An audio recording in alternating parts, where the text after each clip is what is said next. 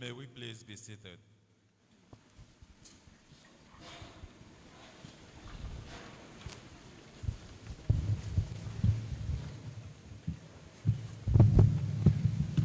Otito dịrị Jesu Kristi.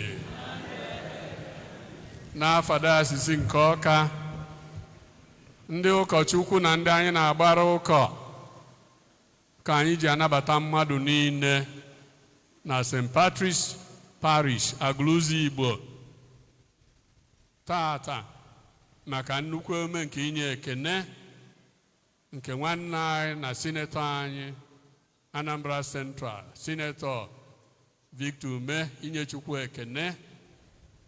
Anyị na-ekene Chineke n'isi ya, na-ayọkwa ka ngọzi nke Chineke na-amịta onye mkpụrụ na isi ya na ọrụ nke o kenyere ya n'aha enyezi ya n'aka Chineke. Anyị na-anabatazi mmadụ niile ndị wepụtara oge ịbịa ebe a maka mmemme enunwa. Na mbụ anyị na-anabata His Eminence Peter Ebere Cardinal Okpalaeke, Bishop nke Ekwulobia, onye nọ n'isi ajamisa anụnwa. His Grace Most Reverend Valerian Maduka Okeke, Archbishop nke Onitsha na Metropolitan nke Onitsha Ecclesiastical Province, ọ nọ n'etiti anyị.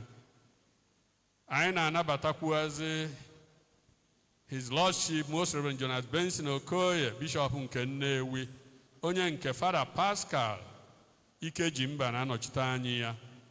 Anyị na-anabatazi ndị Monsignor niile, ndị Fada niile, ndị Deacon niile, religious men and women nọ n'ebe a.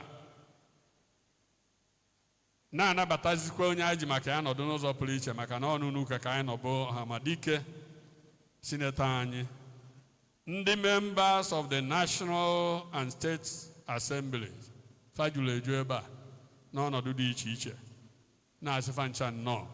Anyị na-anabatakwa ndị na-achị obodo, Igwe Aguluzigbo, Igwe Rufus Iloduba. Anyị na-asị ka ọ nabatakwuola anyị ndị igwe niile nọ n'ebe a. Anyị na-anabatakwa ndị nna, ndị nne, ndị ntorobịa na mmadụ niile, na-asị ka Chineke nọnyere anyị n'inye ekene nke taa ma na-echekwaba anyị n'ọkpụkpọ dị iche iche ọ kpọrọ anyị ka ọ bụrụ anyị ebe anyị ga-esi na-agbara Chineke osighari, na-efe ya n'ụzọ kwesịrị ekwesị site na Kristi bụ onye nwe anyị. Anyị na-ezi His Eminence ka o durukwa anyị na misa dị asọ gaba.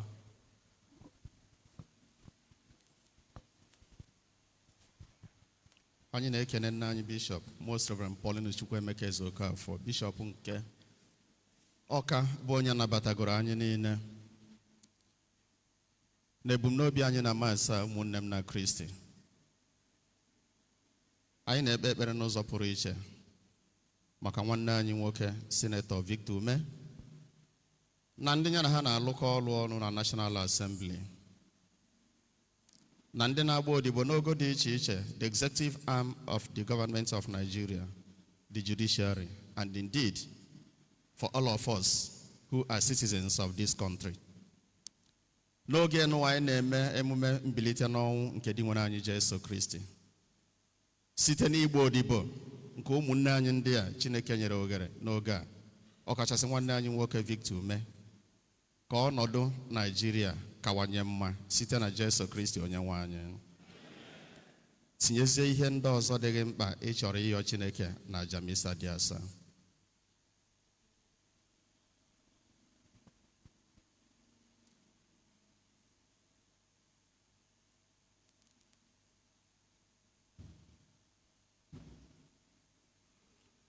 Ụmụnne m, iji kwado onwe anyị nke ọma maka emume ihe omimi ndị a dị nsọ, ka anyị kweta na anyị emehiela site n'ikwupụta njọ anyị gaa.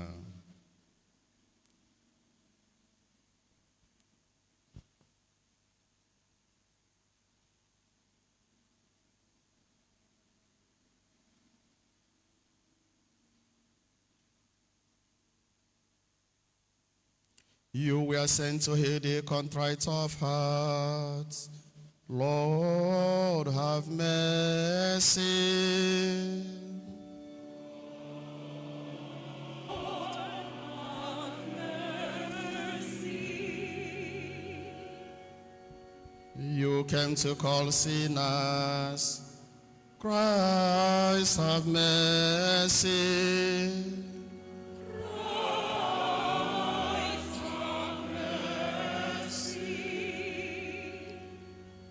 You are seated at the right hand of the Father to intercede for us.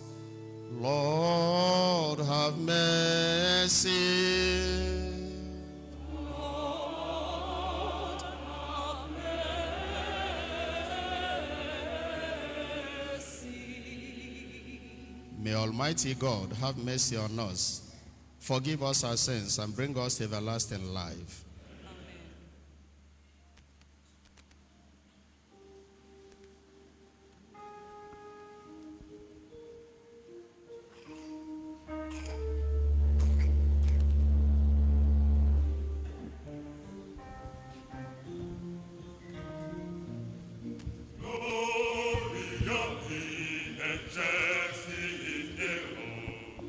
Gloria in excelsis Deo.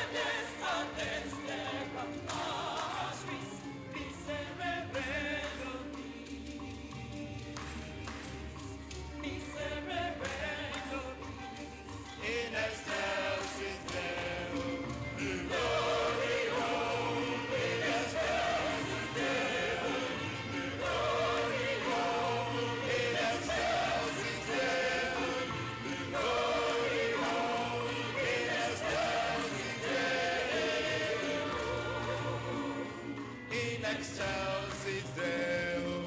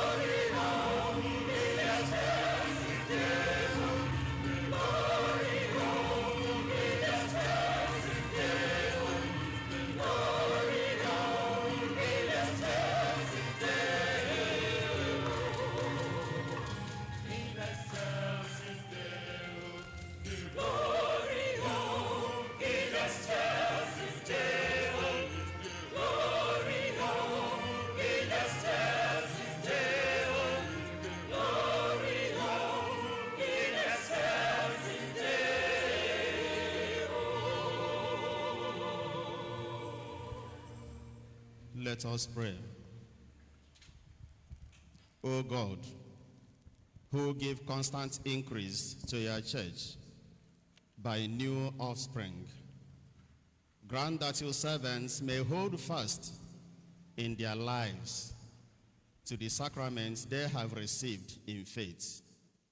Through our Lord Jesus Christ, your Son, who lives and reigns with you in the unity of the Holy Spirit, God, forever and ever.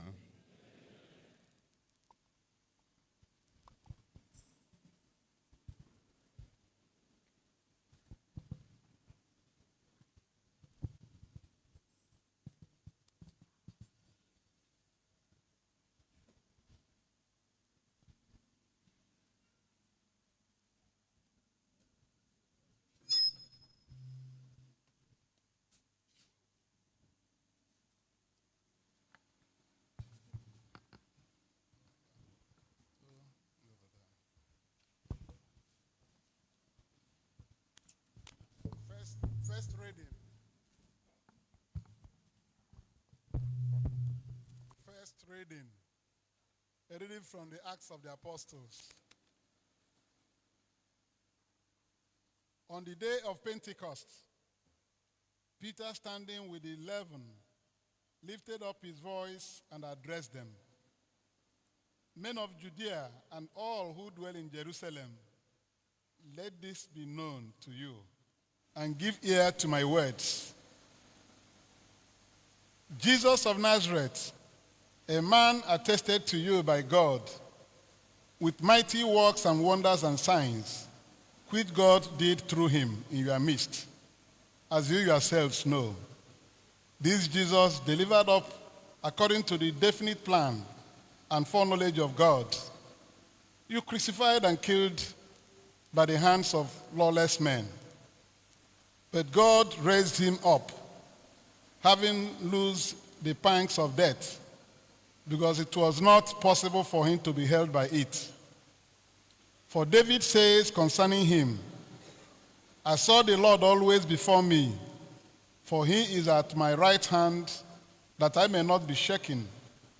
Therefore my heart was glad, and my tongue rejoiced.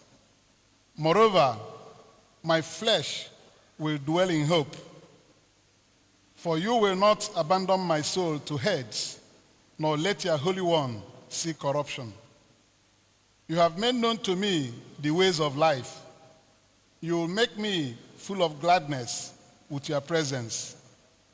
Brethren, I may say to you confidently of the patriarch David, that he both died and was buried, and his tomb is with us to this day. Being therefore a prophet, and knowing that God had sworn with an oath to him that he would set one of his descendants upon his throne, he foresaw and spoke of the resurrection of the Christ, that he was not abandoned to Hades, nor did his flesh see corruption. This Jesus God raised up, and of that we are all witnesses. Being therefore exalted at the right hand of God, and having received from the Father the promise of the Holy Spirit, he has poured out this which you see and hear, the word of the Lord.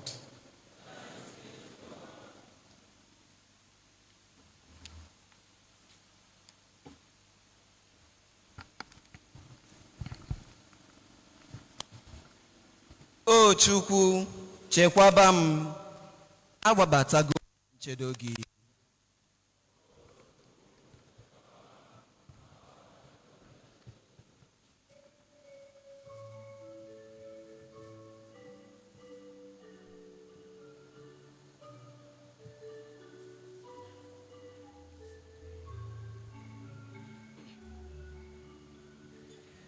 O Chukwu,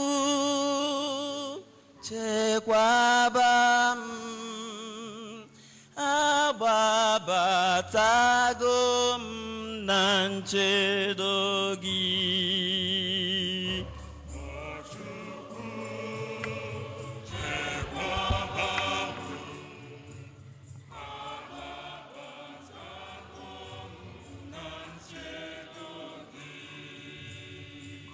O Chukwu, chekwaba m, agbabatago m na nchedo gị.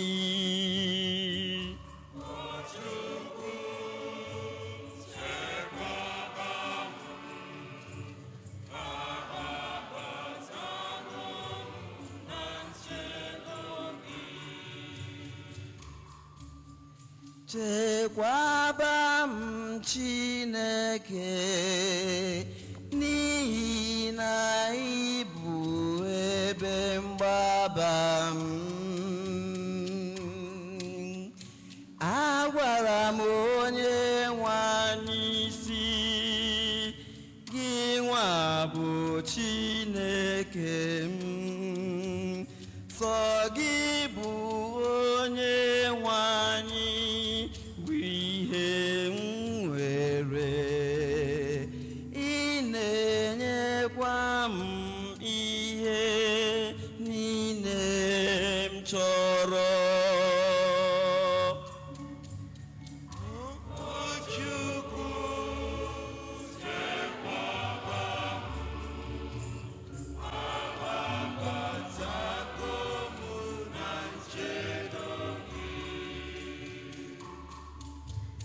Ana m eto onye nwe anyị, bụ onye na-agbaziri m n'ime abalị. Mmụọ m na-enye m ndụmọdụ.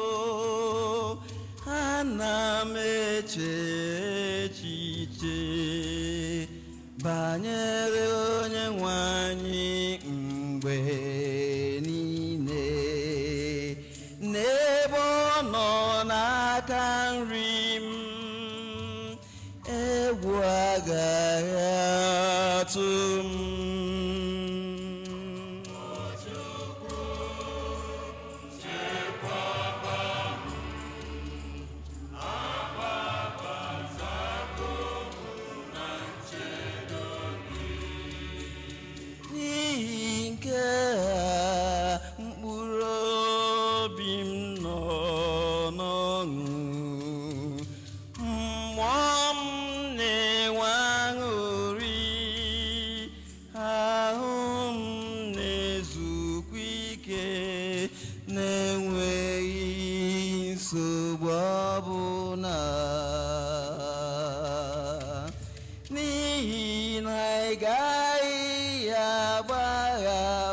mkpụrụ obi m n'ala mmụọ, ma ọ bụ kwe ka onye hụrụ n'anya ree ure.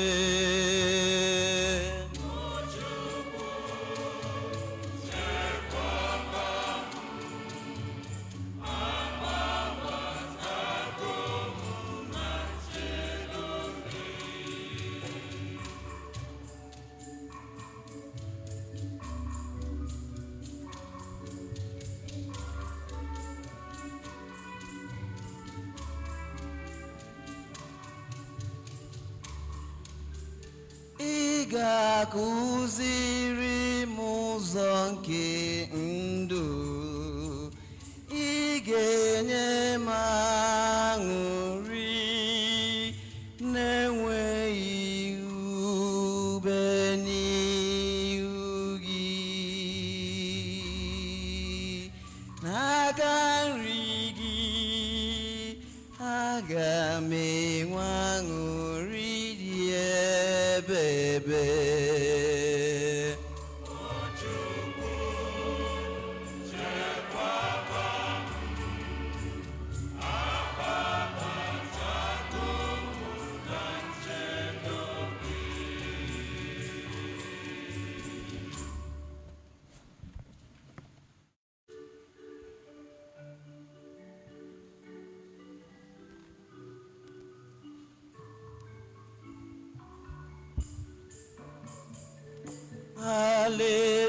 Hallelujah, hallelujah, hallelujah.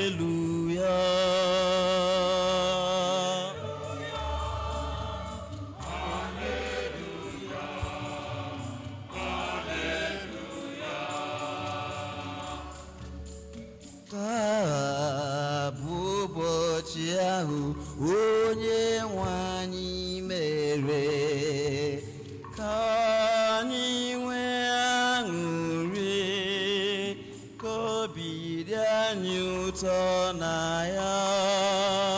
Hallelujah.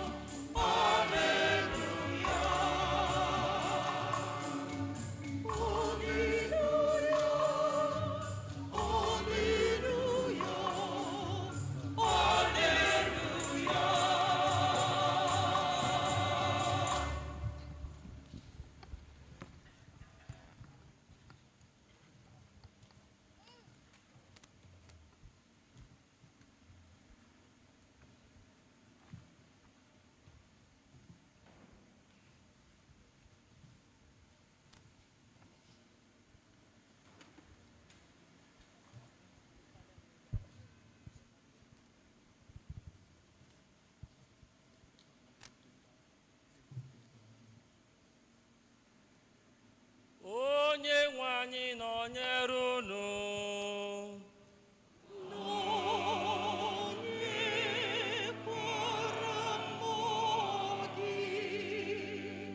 Ihe ọgụgụ nke ha si n'ozi ọma dị nsọ nke Matiu dere.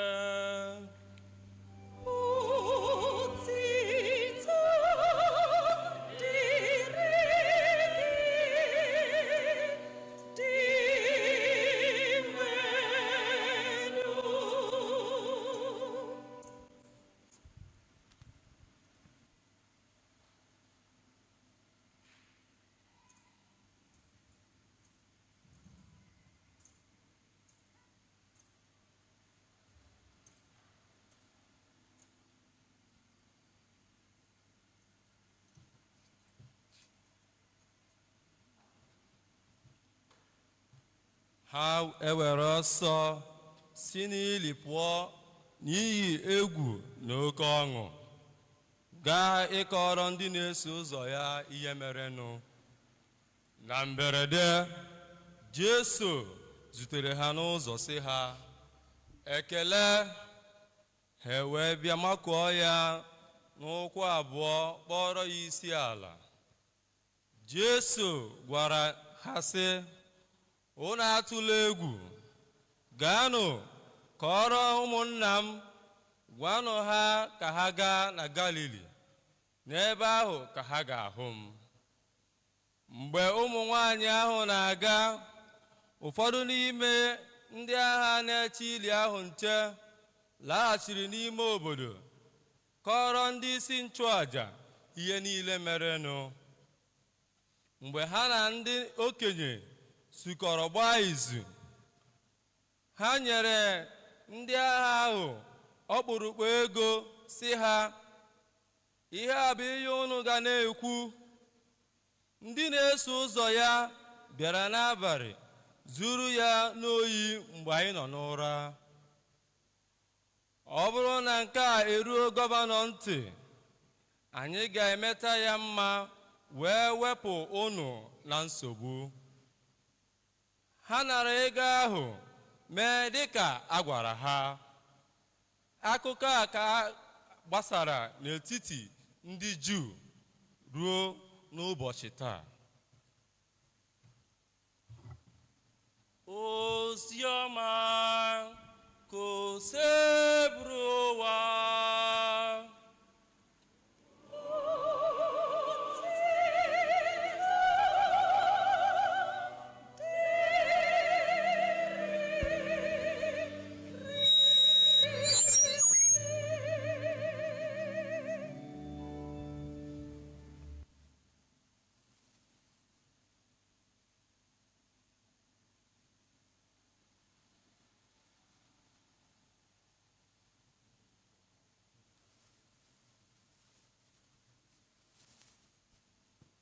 Ka anyị nọdụzie ya n'ugbu a ma gee ntị ọfụma n'okwu Chukwu nke a ga-agwa anyị.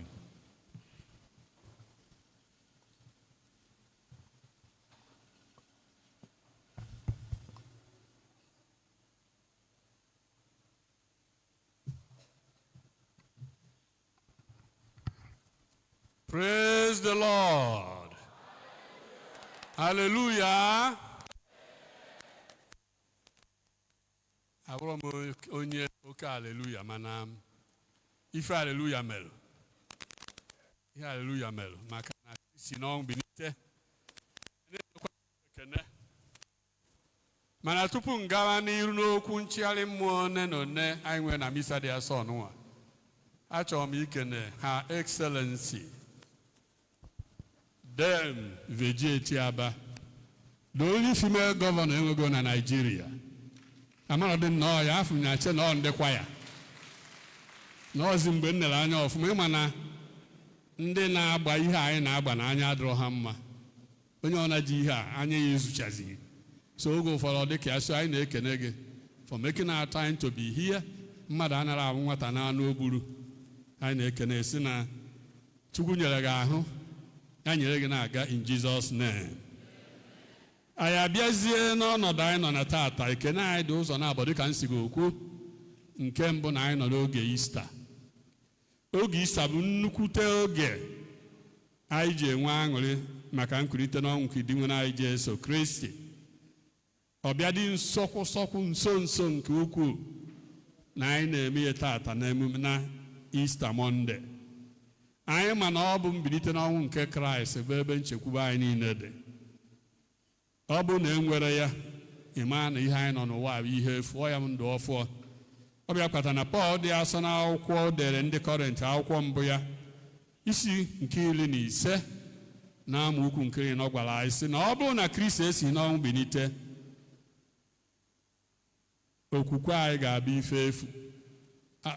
In fact, anyị abụ ndị emere ebere.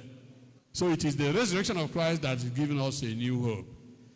Sometimes people make the mistake, especially when it comes to celebrations in the church.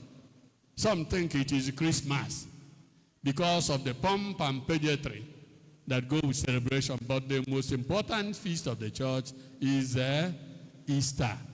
Because Christ could have come into this world, lived his normal life, and died without coming back to life. Oh, na mbilite n'ọnwụ ya ka ihe niile gbara ọkpa kenenu. Oh, na ya ka maka mbilite n'ọnwụ Christ ka eji nwe before Christ and after Christ. Maka ome history. So, and onye otu Kristo ọbụla ama ife ọ na-eme ga-agba mbọ ihe ọ na-eme ọ dị nkwadobe ime ihe ọbụla ga-enyere ya aka ka o kelee oke na mbilite n'ọnwụ Christ. Maka na mbilite n'ọnwụ Christ brought us salvation. Mana salvation Christ wetara ọ dị na mpeke. On one side, Christ has brought us what we call objective redemption. Mgbapụta dịrị m na ụnụ mmadụ niile chọrọnụ. Mana ọ ka fọrọ ofu. What we call subjective redemption. Mgbapụta nke m na ụnụ. Christ eme ego ụzọ. Ọ dị ka ebe anyị nọ n'ụlọ ụka ụzọ juru ebe niile windo dị.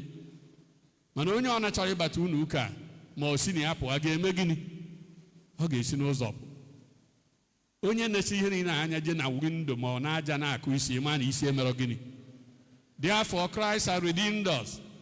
Mana ọ ka fọkwara nzọpụta nke anya. Ndị anyị akawa arụ mebe ife ọbụla anyị eme maka na ihe dị n'eluigwe amaka. Paul dị asaa na akwụkwọ dịkwa ndị Rome. 1 Corinthians 2:9 sị na anya afụ nụrụ nke ntị nụrụ nke ọ na-abata n'obi mmadụ ife Chineke mere gịnị?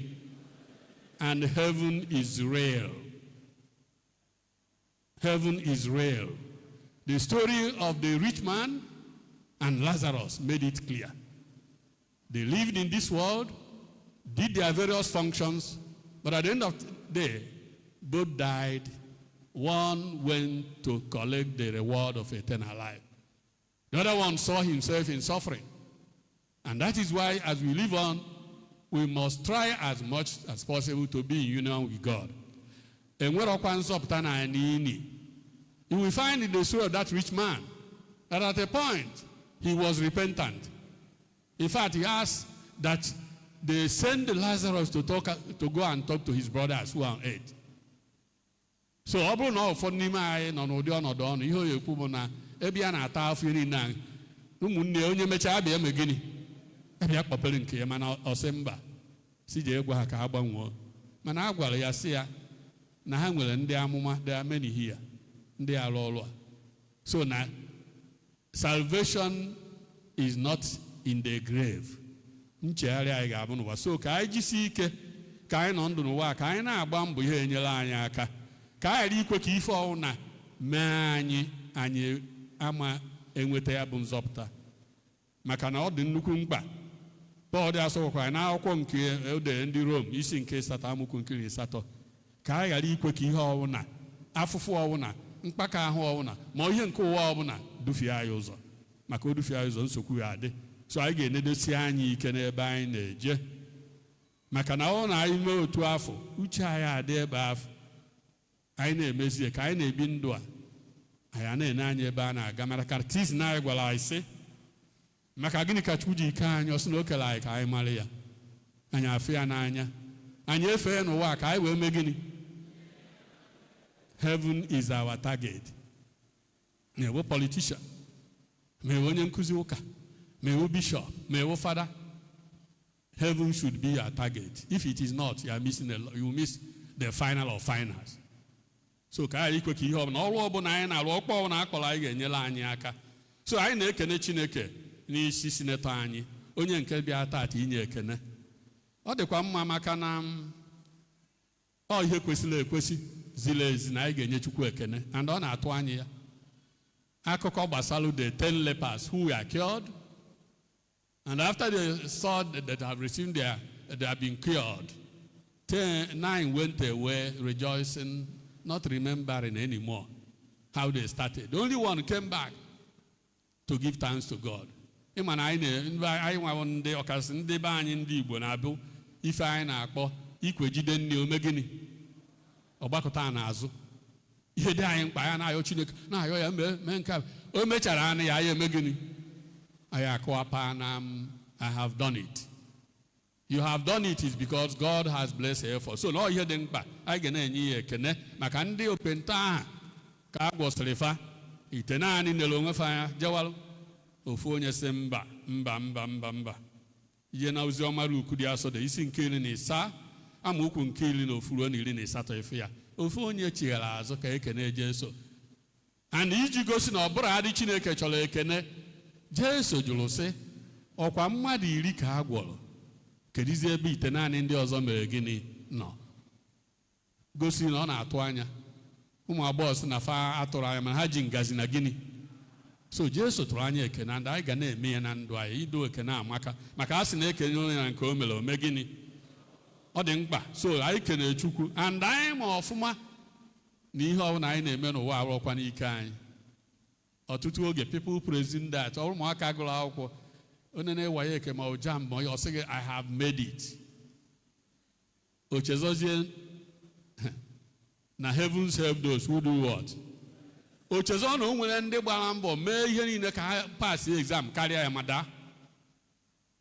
maka ifi na omego ndị ọ bụrụ na o mee ha ọfụma ọ sị gị ọ bụrụ ndị waye ka ọ sị gị waye ka efevọ ya kama ọ ga-asị na ya mere gịnị na ya dara ada ọ dịka waye ka ọ na-eke grade keruo na nke jọmpụ a so na onye ọ na nwere ife dị mma gara ya aghọta n'ezie mkpa ọ dị na o nwere onye na-emenụ ọ bịa ka ọ gwara na abụ ọma 127 verse 1 ọ sị bee sọsọ na di nwere ọ na-alụ obodo na onye ọrụ na-eme gịnị na-alụ n'efu bee sọsọ na di nwere ọ na-eche obodo na onye nche na-eme gịnị so na ọkwa na echiche dị otu a ka m na-eche nwanne anyị Victor necha anya wee sị ka ya bịa kene Chukwu maka na a sị newe nkewa anya ele anya ya dị ọkwadị nchichi iwe mara ka mmiri mara onye nke ọzọ dị o ji fụkata ọkụ anya ya na-abọme gịnị ụrụzi eletrik na-agba ndị gabigara ọzụzụ ọchịchị dị iche iche azọrọ 2023 ya ma na isi mere gịnị isi chara ndị mmadụ so na onye gaghị afụ na ihe ya na nwoke na-apịa ụkwa ya na ihe mere gịnị ọ bụrụ sọsọ ma emechaa win ya kpọọ rizọt ejebenu nke ndị ụlọ ikpe ekwuruje ebe a so ịgbakọcha ife niile a na the end of the day ọ bụrụ na Chineke mere na nwanne anyị Sir Victor senator anyị was able to be blessed by God to come to the position ọ ihe Chukwu ekene ọ ihe Chukwu ekene ka ọ bụ anyị na-ekenekwu ya the battle is over really ama ihe anyị na-atụzi anya n'aka ya maka na agbacha na ya ike ka anụcha na ọgụ politics. That is why I get annoyed with some people na-eme politics oge niile ma mgbe eji me ma mgbe a na-eme so politics ụdị ahụ o nwere oge bụ anụcha ọgụ eji nwayọọ mezie gịnị lụwa ọrụ so anyị na-atụ anya gị n'aka gị ihe ndị bekee na-akpọ quality representation so and anyị makwuo na ịma na ọnụ ka agha aka uche ka agha aka ọ dị ya so na ihe gba ume nke mbụ maka na ebe a nọwa onye alachaghị ọnụ ya ogolo eme gịnị if you don't talk out you will be there onwe ndị na-abụ anaghị alahụ ụla chi ejie January to December na wanụ misa agwụsịgo ha na Senate ekwugo House of Rep ekwugo House okwu dị ya echiche dị ya maka na game of brain and ihe dị mkpa so anyị na-asị jisi anyị na-anụ onugbu na-apụghị fọnụ ya no nonsense one ihe anyị na-ekwu ka ijisi ike anyị na-ayọkwu gị ka ị kaba arụ na-ewenatara anyị maka o nwere ihe a na-akpọ dividend of democracy ọkwa ya onye ọ na-ene anya nke ya nwata gbaa bọọlụ ome gịnị so etu ahụ esi nwee ife ndị ọbụla ị na-anọchite anya si dị ka ihe esi weta nkefa maka na ekpe ha ka a na-eke ihe niile abụ iketara ya ịma na ịbụ ofeke ụnụ ma onye bụ ofeke anaghị ama mgbe e mere gịnị ekele nke ụkwa maka na ofeke ama na mgbe maka igbuo ụkwa arụrụ na-adị na ya so onye bi ọ na-etichasị arụ na-achịkụnọ onye na-etisa arụ na-achịkụnọ ofeke anọghị na-akụ na-eche na achịkụnọcha eme gịnị ọma na mgbe onye ọna na-egbucha nke na-achịkụnọ ka emegoro gịnị ekechagbo nkụ akụzie wisoro onye ọ na-so na anya gị ya adị fọda mara ihe a na-eme so na anyị na-ayọsị ka ijidesie ike n'ihe ị na-eme. Anyị kenekwuru gị na ị na-eme ihe ebe a taa. Ịma na mgbe anyị kwuo St. Patrick's Cathedral ọkwa ilotere anyị na-ekwu ya na-agbakọ space na-agbakọ nwanne ya anyị megidozie sị ka ọ bịa ebe a ịfụ na ọ bịa ibere ebe a maka na-eme anya na compound a ya ma nnọọ maka ishi rice ka eji gote tomato ọ na-eshi rice n'ọkụ ka eji wee mee gịnị.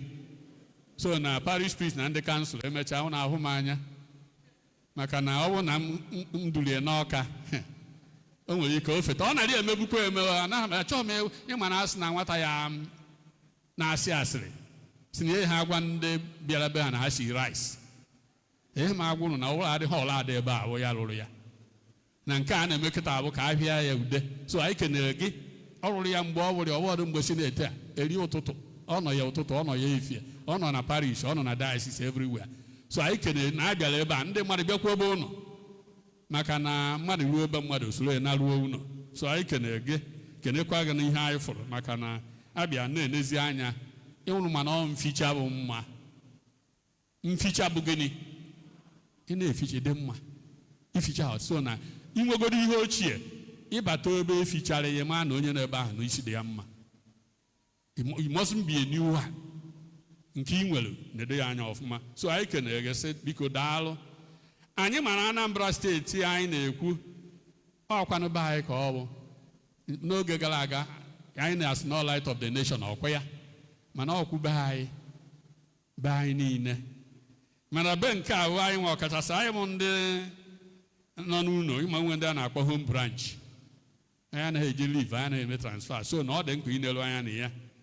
So anyị na-ayọsi ike emechaa campaign mechaa election mechaa ihe niile anyị na-ayọ ndị politicians anyị ka ebido ịchọ ọdịmma Anambra steeti. Ọ nara abụ n'ihe ọma na dịka nsi ikwu na mbido politics onwe mgbe ahụ emechaa the game is over.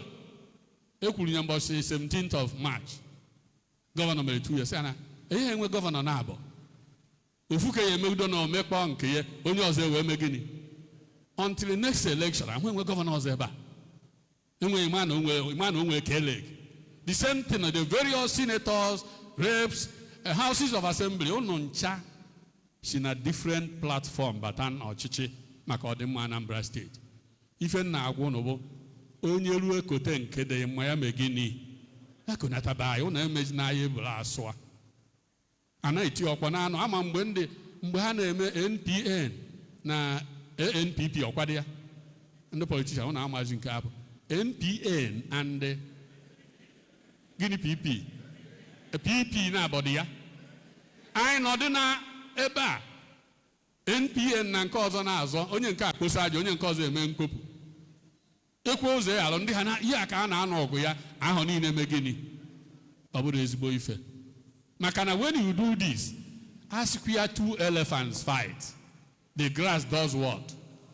Unu na-emekọ ihe a niile na-eme ya ndị mmadụ a na-ata afụ ama m ụzọ si be anyị gbede oko mgbe ahụ nke ahụ nwa ka etee ya ndị otu nke NPN si na ọ ya abụ ha ndị nke ọzọ si na ya ka anọ onye nke akposa aja taa nwanne echi ndị nke ọzọ ekperekwa ọ bụrụ ezigbo ife ịmalụ nke ihe eweta dị mma wedatara anyị na-ata afụ anyị bụ ndị home branch ya nwe ebe ha na-eje so ọ ga-enyere anyị aka apụga gọọmenti nọ na gọọmenti anyị na Anambra taa na-abanye ono nwere ike nobody will say it's the perfect one mana whether ọ dị perfect or not ha ga-asọpọtụ ya gaa n'oge ya eme gịnị eme expire gọọmenti soro udo iji a ga-anọrị mee ya maka na ụnụ na-anụ ọgụ a ana m agwakwuye ndị fada na parish fada bịa ịmara ihe ndị ụka mara ihe dị mmụọ ya alụ ụnụ enye ya ohere ome gịnị mana ụnụ na ya na-eme ndọrọ ndọrọ ọchịchị obodo a sị na nwa agbọghọ na-esi udu gịnị a na-eme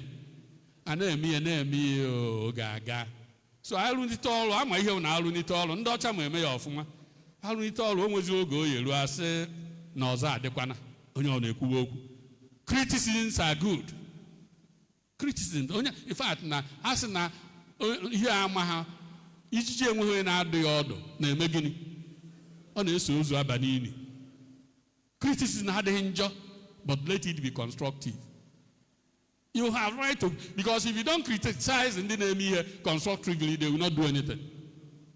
Mana onwe nke anyị na-abụ efo na-eme onwe efu nke ebugo emechara asị etela ụzọ na o jiri mebichakwana mmiri kpofu ya ebewa enwe m efe je maka ọrụ na ọhụụ oge ụdị ya ihe na-agba moto mgbe gịnị jee ka m hụ. Mana etu osi na onwe edu nke mmiri kporo ndị mmiri ekporo ka bụ gịnị aja and ha dị mma.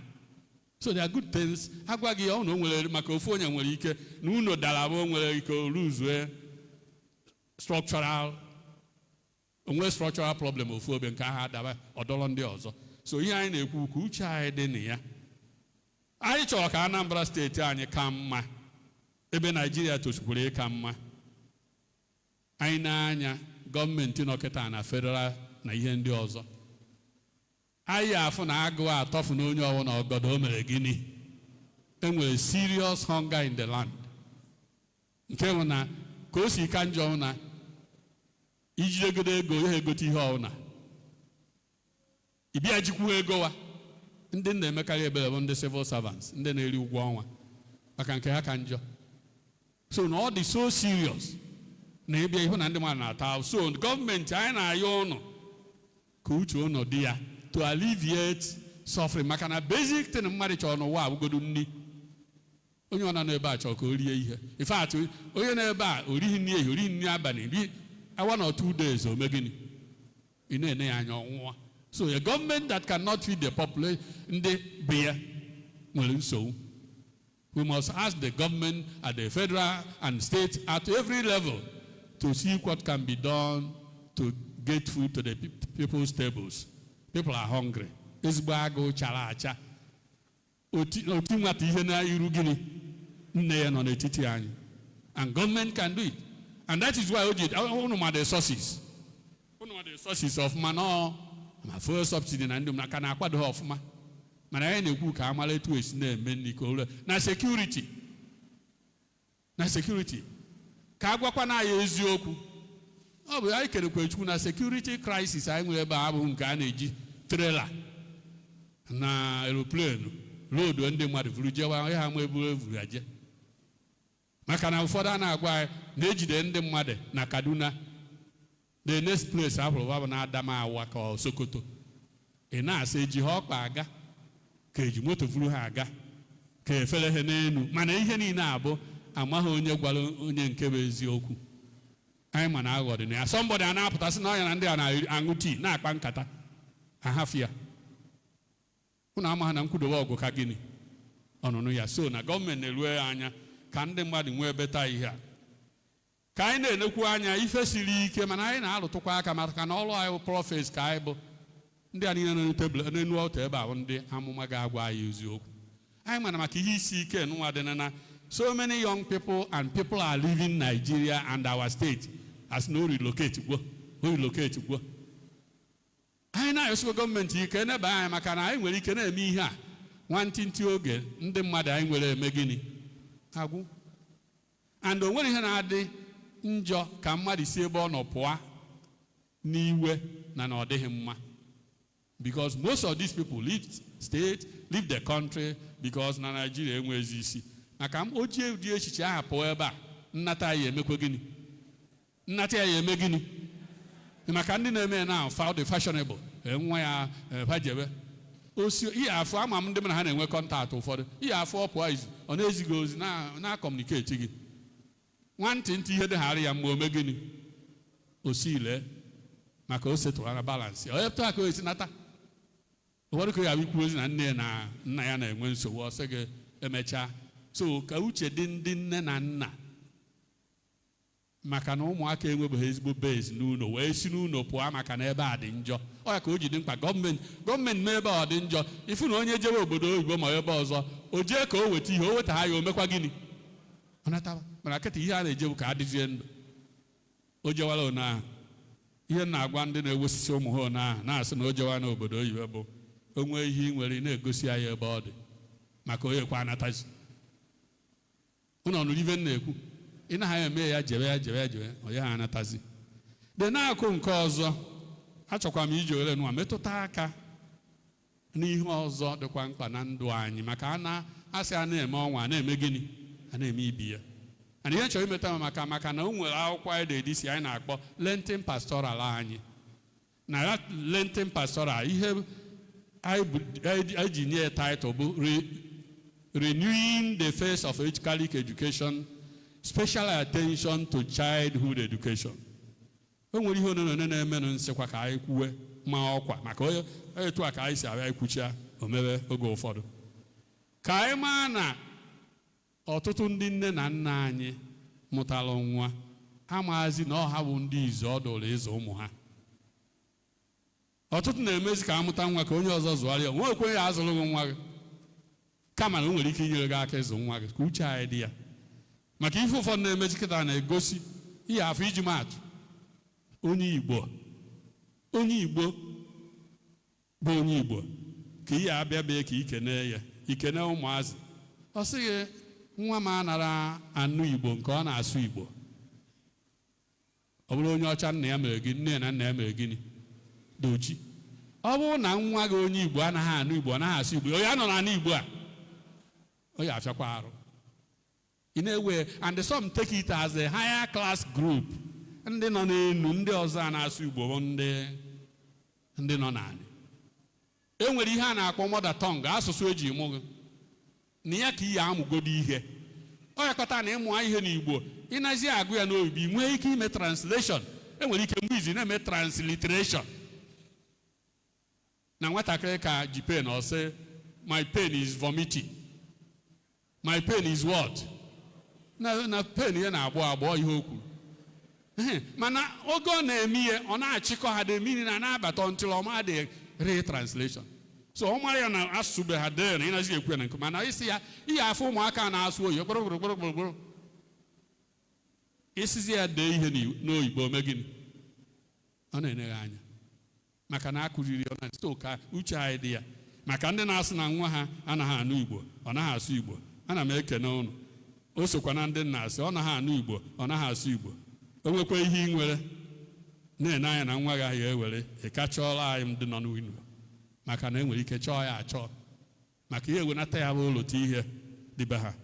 So ọ dị mkpa na ndụ anyị na anyị ga-akaba arụ zụọ ụmụaka anyị ọfụma n'akụkụ na-abọ. Nwatakịrị ọbụla a ga-azụ ya na anụ arụ mee gịnị zụọ anyị na mkpụrụ obi emeghe na ọfọ ọlak ya something. Anyị na-ekwukwa ọzọ biko na ịzụ nwata na-ebido nọmba 1 ezinụlọ, nọmba 2 ụlọ ụka, nọmba 3 ụlọ akwụkwọ, nọmba 4 larger society. Ọ n'ụlọ ka ihe enye nwa basic nkụzi nke ụka, nkụzi ezinụlọ, ife a na-asọ na ife anaghị asọ. O weluzie ya iziga n'ụlọ akwụkwọ, ụlọ akwụkwọ enyere aka. Ndị na-eziga nwa n'ụlọ akwụkwọ ihe eziga nwa gị ebe ya azụ ya okwukwe ya eme gịnị akwụrụ maka o jighị ihe nsogbu ụlọ. Maka emphasis anyị na-eme academics 9A's 7A's amaka. Mana ọ na nwa nwechaa 9A's ọmụ ha maka Chineke ọ bụrụ ihe ndị bekee na-akpọ very clever, intelligent criminal. Very clever, very intelligent. Mana o mee ihe ebe a ịma na ihe mere. So ka anyị ghọta ya maka na ọ na ọ machi ihe niile gbasara akwụkwọ sayensị and teknụzụ mara maka Chineke ọ na-eme ihe ome gịnị. That aspect of morality religion ya ana ekulu ya mana ọ dịghị ya ihe wetakwara iwelu. Then anyị chọkwu ka anyị lụtụ aka n'etu esi agụ akwụkwọ kịta na anyị fụrụ anyị na-enere wee fụ na ihe na-ewu kịta ahụ lesson. Ndị nkụzi na-ewe ezi ọrụ dọrọ ha. Onye ọbụla na-agaji ine na akwụkwọ ga-enwe skim or syllabus. And ndị na-ekere esigụ akwụkwọ na-eke na iso ihe niile ahụ edere na syllabus within the time enyere oya ezu. Mana ihe ndị nkụzi na-eme kịta abụ akpọrọ nwa wee gbuo ichi kpọrọ nke ọzọ mee gịnị chi ọzọ. Onye nkụzi bịa oke bie onye oya akụzi dobe nke ọzọ maka and ọfụtụ oge nke lesin na-aka eghe maka ama na ime isie ya onye nsogbu. Ọ bụrụ ya anyị nwajere eso ngụ agụrụ m praịmarị gụọ sekọndịrị gụkwuo iri na a na-agụ agụ eruo ebe nnọ kịta ejeghị m lesin ọbụla. Ndị okenye na ebe a mmadụ na-eji elesin unu apasị unu pasịcha n'ọnwa ndị a na-aghọ nke so na ndị nkụzi chọrọ more money wee tii lesson. N'akụkụ nke ọzọ, ndị nne na nna ha chọkwa ụmụ ha, because the tendency na-abụ ya jebe nne na nna achọghị ka nwa ha nọ nso, na ọ na-eme gịnị? Ọ na-enye ha nsogbu. Nwa na-enye anyị nsogbu, nwa na-enye anyị nsogbu, ka o jebe kpatara na chiwo 6:30 or 6 nwa esi n'ụlọ fụa, nnata ya ọzọ na gịnị 6:30 mgbede, Monday to Friday, Saturday, even holidays. Nwata a na-esi otu a hapụ oge niile, ị naghị anọ nso kemgbe iji akụziri ihe, kemgbe gị na-ejikwa nkata jụgharị ya, kụziere ya ịmụ ihe dị iche iche. So ka ụnụ marakwa ebe a na-eje na lesson nwa, ma oge akwụkwọ ma oge nkụzi ihe a abụghị n'anya ya. Nwata nwere, and enwere ya na-akpọ saturation point. O nwere ebe ya akụziri mmadụ ihe isi ya eme gịnị? Eju. O rekwazie ka a cheji egwu, and ọ na-adị. Mgbe anyị gụrụ bụ chifo ijebe akwụkwọ 7:30 akwụkwọ ebido, 1:30 akwụkwọ eme gịnị? Nwata anaruo ụlọ rie nri, nwee ike ije katikizim, nwee ike ije nkụzi nke ogwu, nwee ike ije kwumara ebe esi achụta ego, jee ọrụ dị iche iche, brain ya ezu ike. Mana nke ahụ ama na edusi ekwu na onwe ebe nwata ya eru ihe na-ekwuzi ha anụzi, and ndị nkụzi ma esi o si eme ya, ọ bụ ha na ha na brain ha erugo, onye ọ na-alahụzie ụla. So anyị mana enwere ike ụfọdụ asị, o maka na elu ihe si kwuo kịta, onye a na-eje ọrụ, onye a na-eje ọrụ. Yes, onye a jee nke a, but it must be arranged in such a way na ndị nwere need ahụ enwere esimi ya. Mana ọnụ sịkwa na onye na-agụ akwụkwọ from chieji maghị ihe ọ na-eme, nsogbu adị. Onwe ebe njele ụka wee ruo, ọ bụ na ofu onye na-eme dịkwa ya oku nwa n'aka ya, na nwa ya na-amụ, nwa ya ama ya ọla, ọ makwụrụ ya, ha na-amụ ya ịmago ọla nne na nwa, ịma na ọ na-ama wafụ ntị, ọkwa ya ọla nne na nwa kwa ọ na-ama wafụ ntị. They were joking. But agwa m nne na nne nwaanyị akụ nwa sị ya, ịfụrụ nwa kịta gị na na-egwuri egwu, azụghị nwa ọfụma, onwe mgbe o ya ama gị ọla, o ya ama gị tọnda apụọ gị n'anya, because onwe the character ịmara ihe a dị njọ.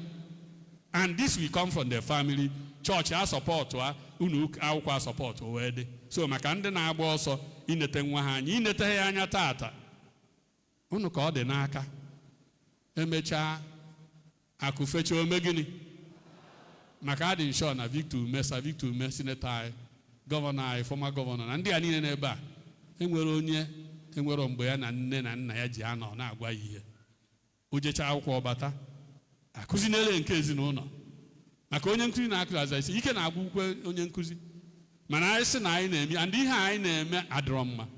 Nke ọzọ yikwara ya kịta bụ na ụfọdụ ebido okwugo boarding school for primary, even nursery.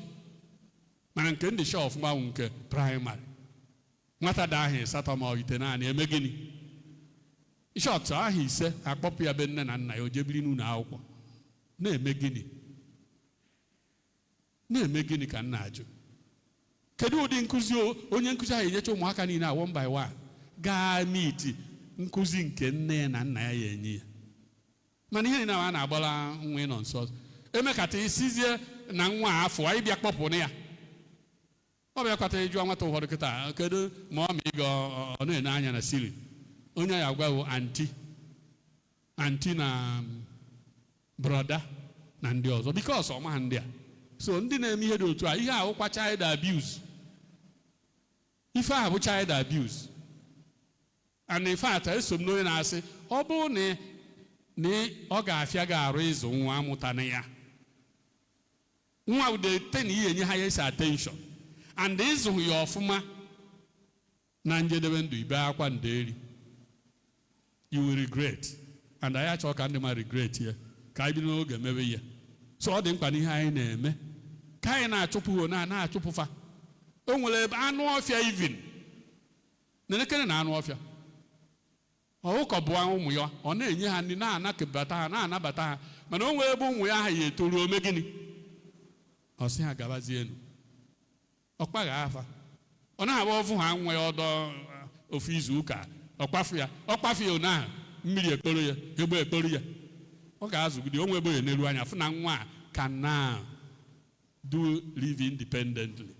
unu na-ama unu duru ụmụaka unu jogodo unu na akwụkwọ ka eme admission ma ihe ụfọdụ ihe afụ na elu ebe ahụ imechi ihe niile nazi eme ka ị naba nwa ịkpọ uju na akwụkwọ eme gịnị obekwa akwa chọọ isogu na ọ gosi na o nwere attachment ọ chọrọ ana onwe ha attachment ya o ya nyere ya so na ndị na-eme ihe ma akwa na abuse because you have no right to deny that child motherly and family care ya bụ nkwado na nneta anya ezinụlọ we can arrange me other ways we can mgbe nwa lugoro ebe ihe dịka secondary ọ dịwa na wise ka ọ bazie maka na ihe ndị ahụ ọ mụtara na particular family ka o eburuzie wee mee gịnị barazie na larger family mana o nwere ihe ọ mụtara echi ibe asị ya na-eje ojebe so na anyị ga-ejisi ike ibe anyị n'elu ihe ndị anyị ihe nji kwute nke a bụ na o so n'ife na-enye anyị nsogbu kịta ndị ebe a nọkọrọ anyị na-ekwu okwu Savictor Ume adị nsọ ọ bụgoro gọvanọ anyị eme ọ sị na nna ya kụziri ihe mgbe ahụ nne ya kụziere nwe ụlọ tupu ọ rapụ ya adị nsọ na ọtụtụ ihe ị na-eme taa ihe ị na-eme n'ụlọ ụka abụghị na mgbe i bidoro politiks ka ị mụtara ya ọ ka ị nọ n'ụlọ ka ị ma na Chukwu dị mara na njọ dị mara na ezigbo ihe dị mara nke eme dị mma anyị na-ayọ ụlọ ndị ji nwa biko nụ wepụta oge nye nwa ụlọ enwee problem to be resolved mana this issue of pushing out a sịkwa agbacha egwu ome gịnị na mmechi anyị na-ekene Chineke ọzọ n'isi nwanne anyị bụ Savictor na ndị niile gbakọwara ebe a tata ọ na-elotekwala anyị nye Chukwu ekene maka na ọ dị mkpa a sị na-ekene onye nke o mere ome gịnị anyị amaghakwa na ọkwa ọbụla iwelitere gị na ya ọlụ dị na ya ọlụ dị ya anyị na-ekele ayọ Chukwu ka ị na-alụ n'iti ya edekwere anyị na-afụ ya mana mọ a sị na ihe a for good work more work representation anyị da ọ chara acha o nwere mmọnwụ ya eti ọ na-azọ ọkpa na ọgbọ ị na-asị hey ihe a na-akụ ka ọ na-agba ka ọ na-akụziri onwe ya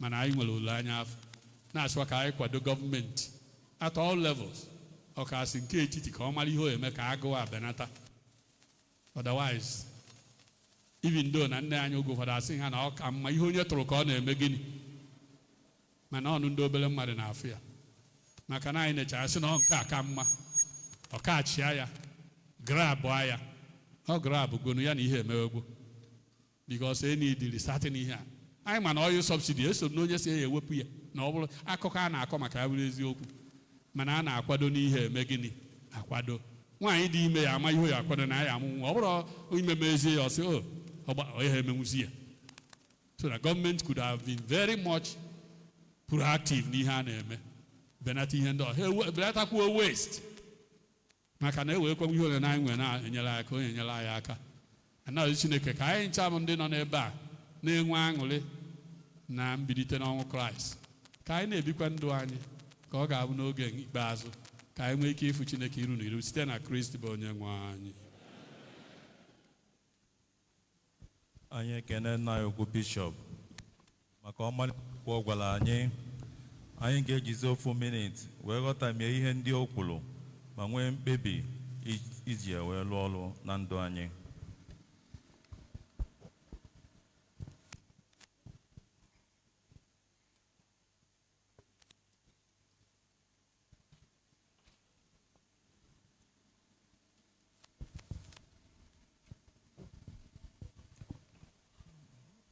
Ka anyị kwụrụzie ọtọ maka ekpere nke ndị kwenụ.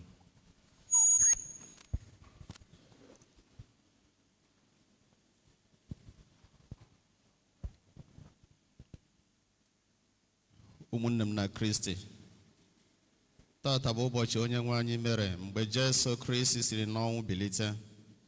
Ka anyị rịọ ọnụ Chineke nna anyị site na Kristi bilitere n'ọnwụ ka onye anyị amara ga-enyere anyị aka ịbụ ndị akaebe nke mbilite n'ọnwụ ya.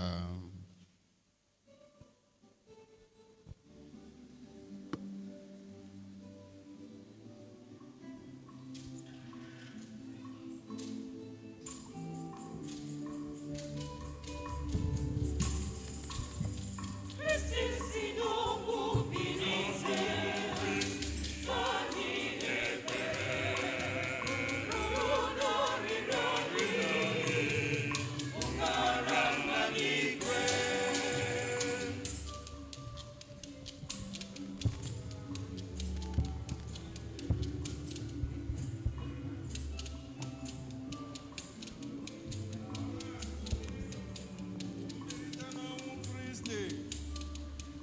dịka mmeri o meriri njọ ọnwụ na ụwa, ma kwupụtakwazi mmeri site n'ikwupụta na Jesu bụ di nwenụ maka otito nke Nna.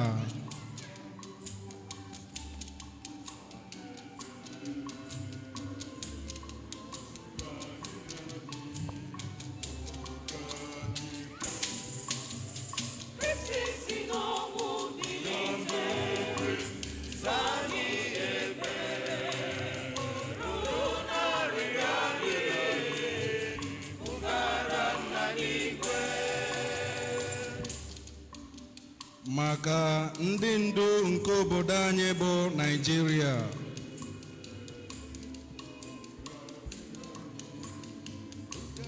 ka ha weta nchekwube nke mbilite n'ọnwụ n'ebe ndị mmadụ nọ, ma wetakwazi udo na ịdịkọ n'otu n'ụlọ ọrụ dị iche iche n'ebe niile ndị mmadụ nọ.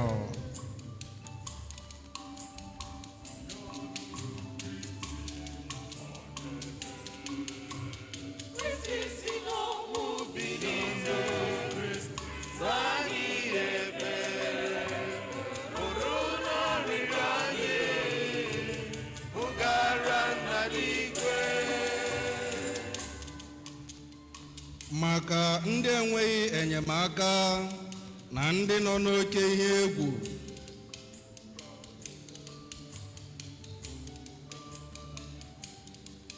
ka ọrụ ha gbanwee ma wetara ha aṅụrị, ka ndị otu Kristi niile site n'ike nke mbilite n'ọnwụ Kristi nye ha nchekwube ọhụrụ maka ọdịnihu.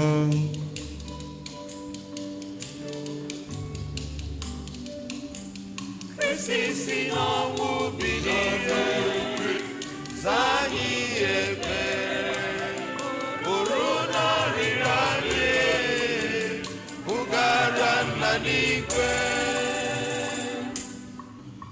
Maka ndị ọrịa na ndị nọ n'ọnụ ọnwụ,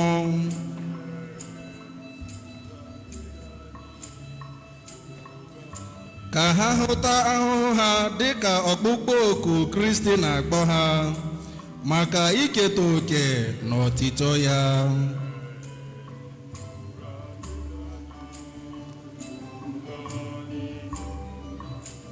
Kristi si n'ọnwụ bilite, zaa anyị ekpere, bụrụ n'ọrịrị anyị, bugara Nna n'igwe. Maka mkpụrụ obi nọ n'ọkụ nke pọgatrị,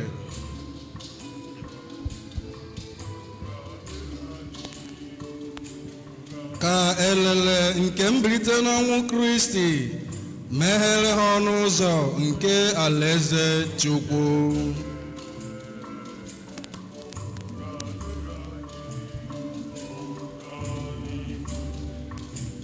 Kristi si n'ọnwụ bilite, zaa anyị ekpere, bụrụ n'ọrịrị anyị, bugara Nna n'igwe. Ka anyị site n'ike nke mbilite n'ọnwụ Kristi yọọ Chineke maka ihe ndị ọzọ na-akpa anyị ekpere ime obi.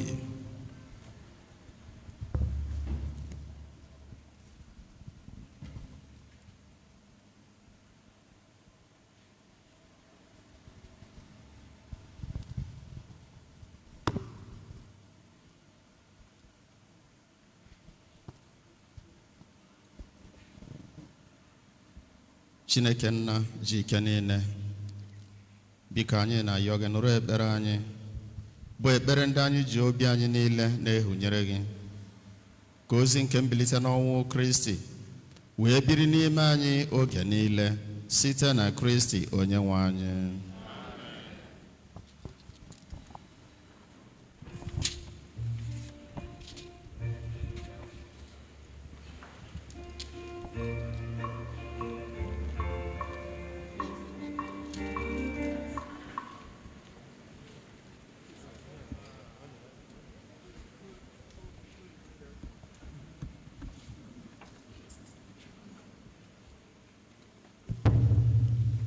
Kita bụ oge onyinye nke aja Maazị.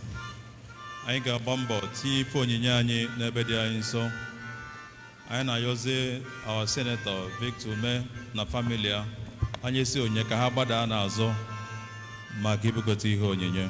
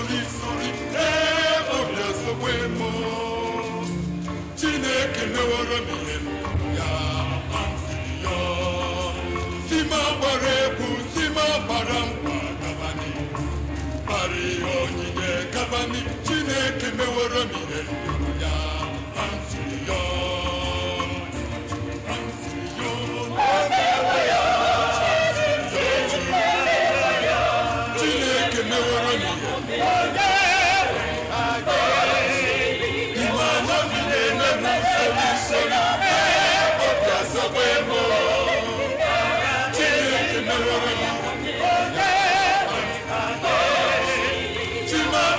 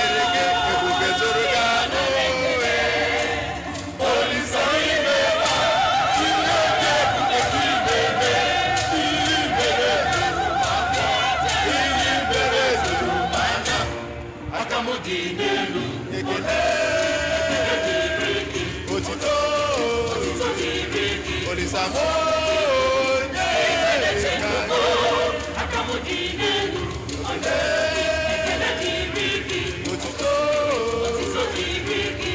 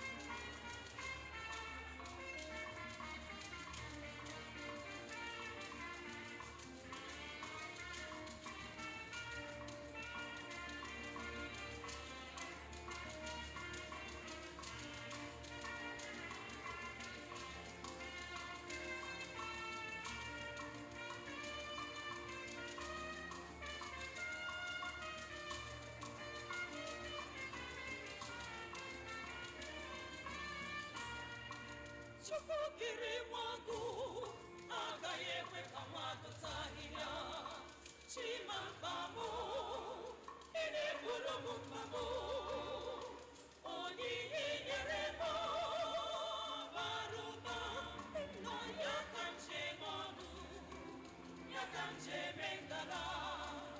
Agụ na-eche mkpagbu Olisa ibe ka. Olisa bi n'Olisa.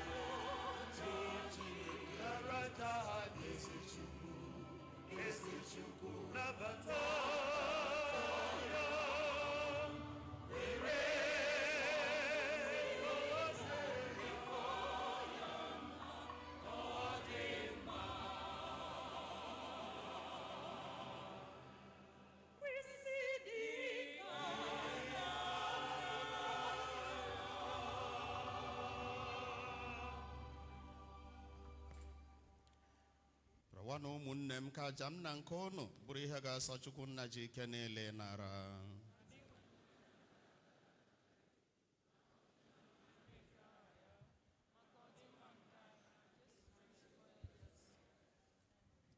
Accept graciously, O Lord, we pray, the offerings of your peoples, that renewed by confession of your name and by baptism, they may attain unending happiness through Christ our Lord.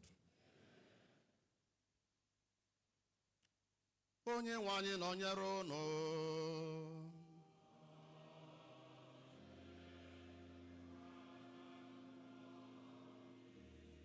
Welete n'obi unu hello.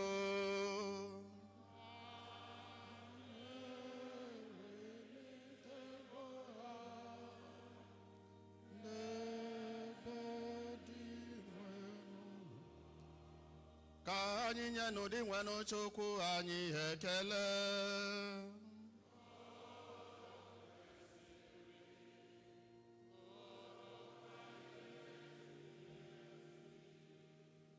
It is truly right and just, our duty and our salvation, at all times, to acclaim you, O Lord, but on this day, above all, to laud you yet more gloriously, when Christ our Passover has been sacrificed.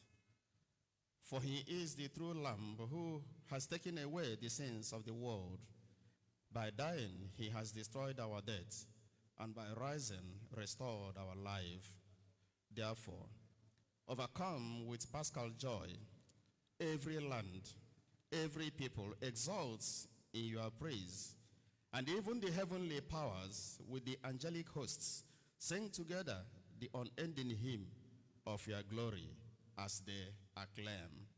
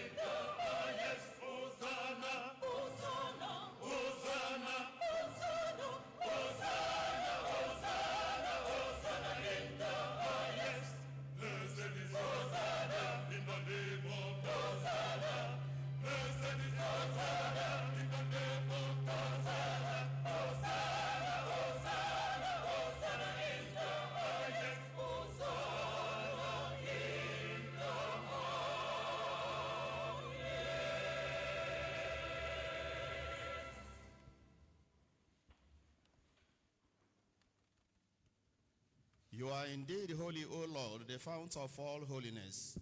Make holy, therefore, these gifts, we pray, by sending down your Spirit upon them like the dewfall, so that they may become for us the body and blood of our Lord Jesus Christ.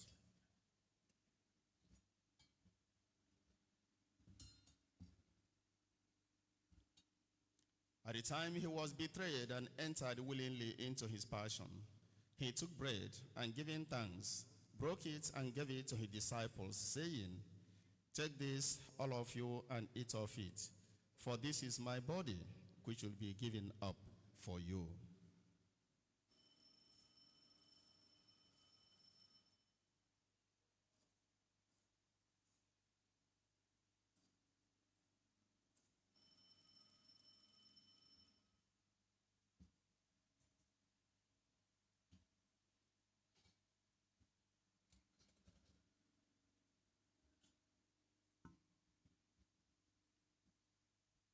In a similar way, when supper was ended, he took the chalice and once more giving thanks, he gave it to his disciples, saying, "Take this, all of you, and drink from it. For this is the chalice of my blood, the blood of the new and eternal covenant, which will be poured out for you and for many for the forgiveness of sins. Do this in memory of me."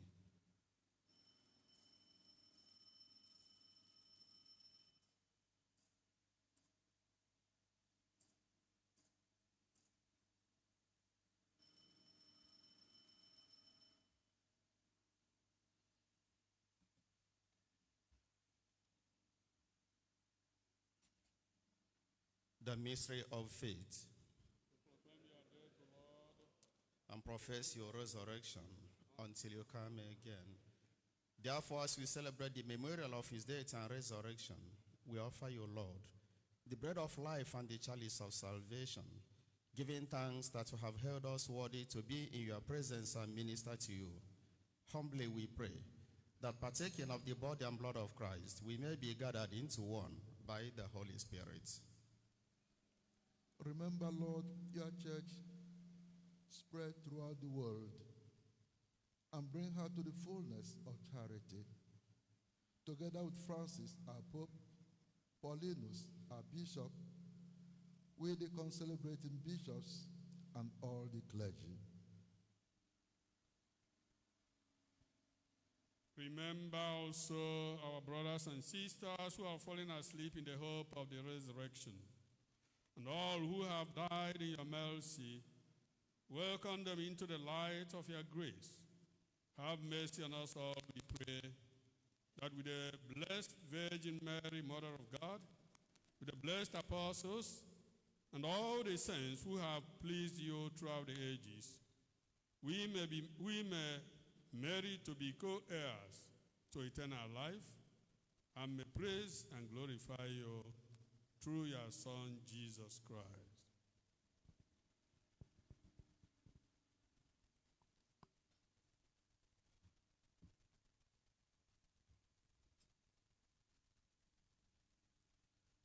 Through him and with him and in him, O God Almighty Father, in the unity of the Holy Spirit, all glory and honor is yours forever and ever.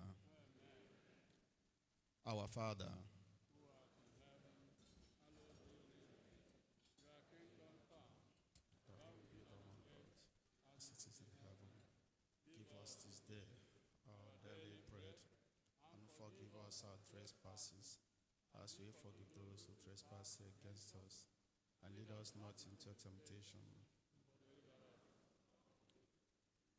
Deliver us, Lord, we pray, from every evil. Graciously grant peace in our days, that by the help of your mercy, we may be always free from sin and safe from all distress, as we await the blessed hope and the coming of our Savior, Jesus Christ.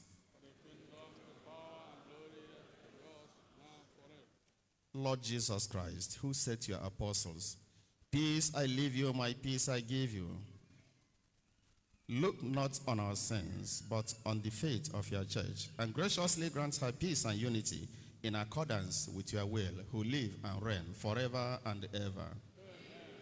The peace of the Lord be with you always. Let us offer each other the sign of peace.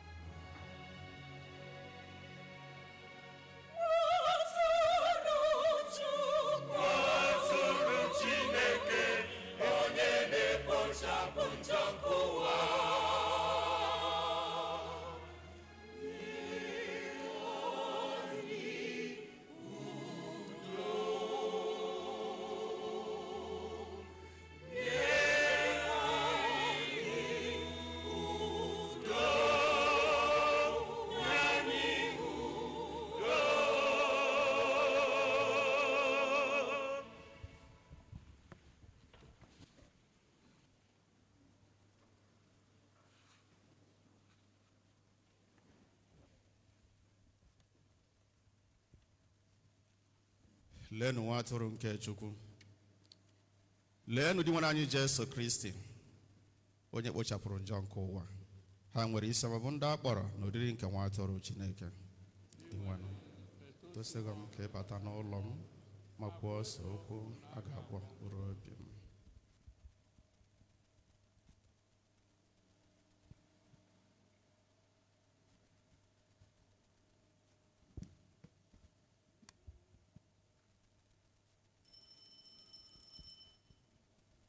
for reception of Holy Communion, may we be reminded that it is strictly reserved for only the Catholics who prepare themselves according to Catholic traditions.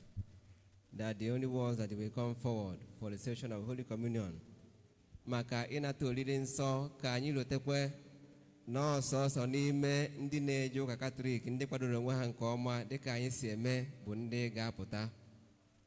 Ndị ga-anata oriri nsọ ga-apụtabazi ugbu a.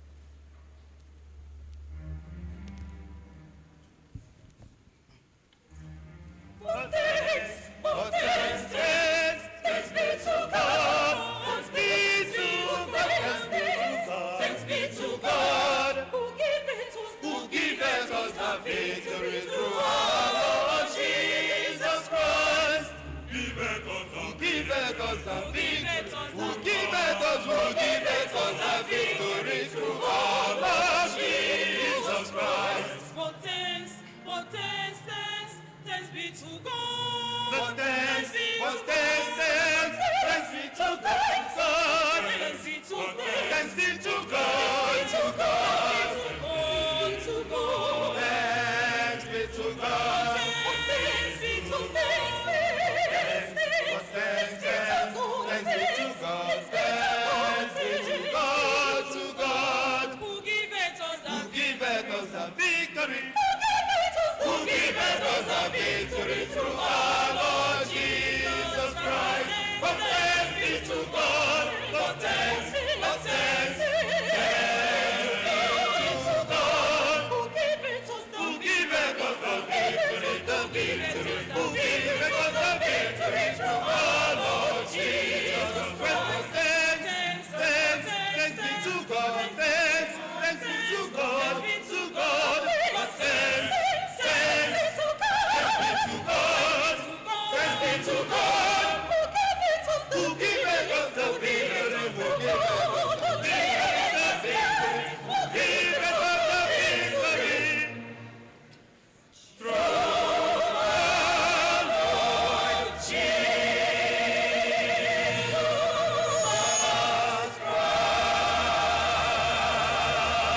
Christ. O sacrament most holy, divine, all praise and all thanksgiving be every moment thine. O sacrament most holy, O sacrament divine, all praise and all thanksgiving be every moment thine. O sacrament most holy, O sacrament divine, all praise and all thanksgiving be every moment thine. Ka anyị kwụrụ ọtọ maka ekpere anatasi oriri nsọ.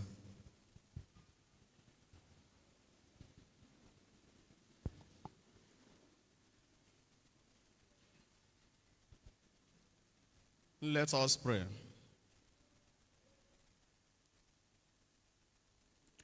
May the grace of this Paschal sacrament abound in our minds, we pray, O Lord, and make those you have set on the way of eternal salvation worthy of your gifts. Through our Lord Jesus Christ, your Son, who lives and reigns with you in the unity of the Holy Spirit, God, forever and ever.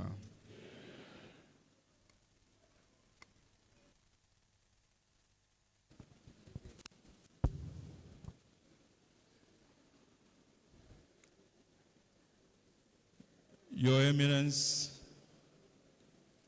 Your Grace, Your Lordship,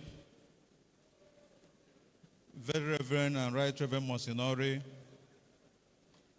Very Reverend and Reverend Fathers, Knights of the Church and their ladies, consecrated men and women, bishops, and the other pastors from other Christian denominations here present,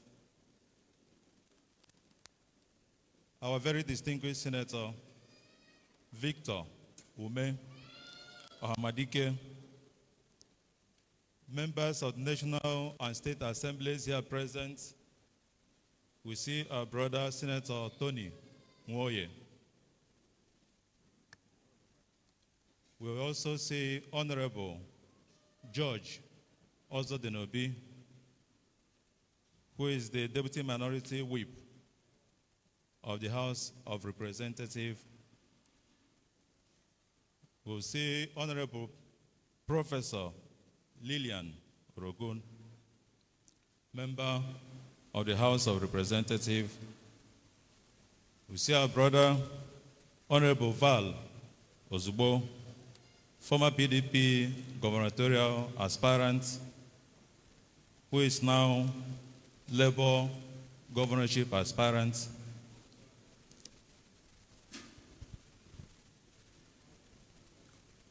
We see members of the Labour Party, traditional rulers here present, very distinguished in the Anambra, members of the CWO, CMO, Sion, Holy Childhood. We recognize our brother,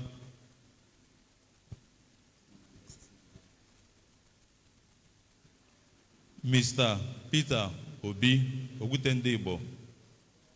He is here with us.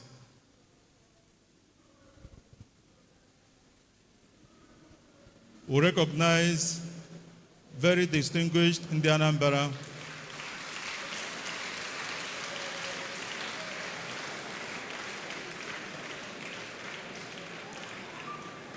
my dear brothers and sisters in Christ, as we are coming to the end of this Eucharistic sacrifice, may we have the honor of inviting our dear brother, the reason we are gathered, very distinguished Senator Victor UMEH'S, to come up and express his sentiments of gratitude to all who are here gathered.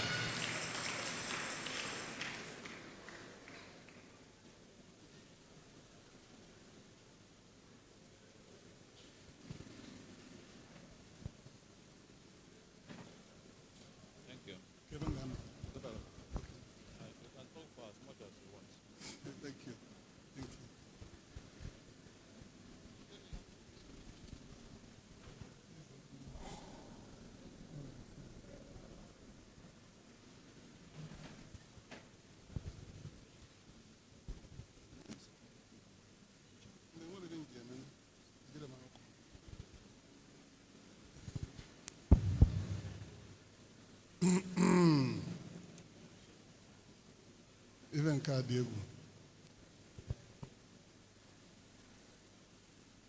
Agameji gini kenolisa.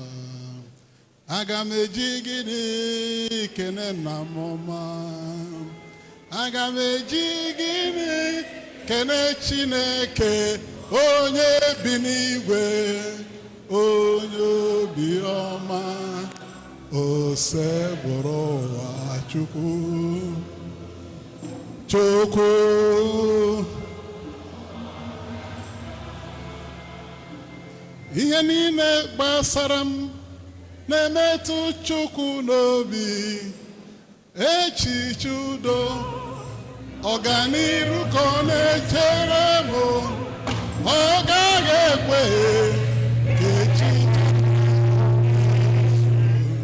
amara Chineke bara ụba, ọ bara ụba n'ebe nnọ.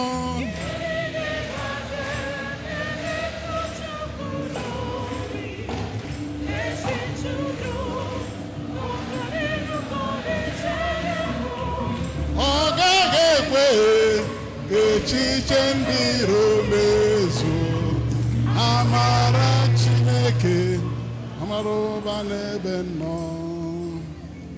Mama ekene Chineke ụmụ gị na-enye gị ekene izuru keme. Mama ekene Chineke ụmụ gị na-enye gị ekene izuru keme. Mama ekene Jehova ụmụ gị na-enye gị ekene izuru keme.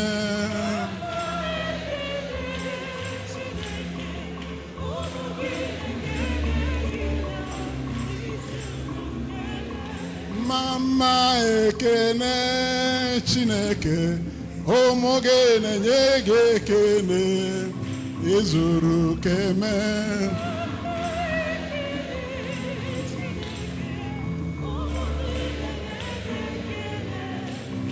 Izuru keme. Ọ bụ na mbụla abụ gaba etu o si dị m ga-edobe ndị nna m ukwu nọ n'ọlta for 2 hours, mana m ga-eme ka ndọbili adọbili. Your Eminence Peter Cardinal Ebere Okpalaeke, Bishop of Ekwulobia, ana m ekene gị. Your Grace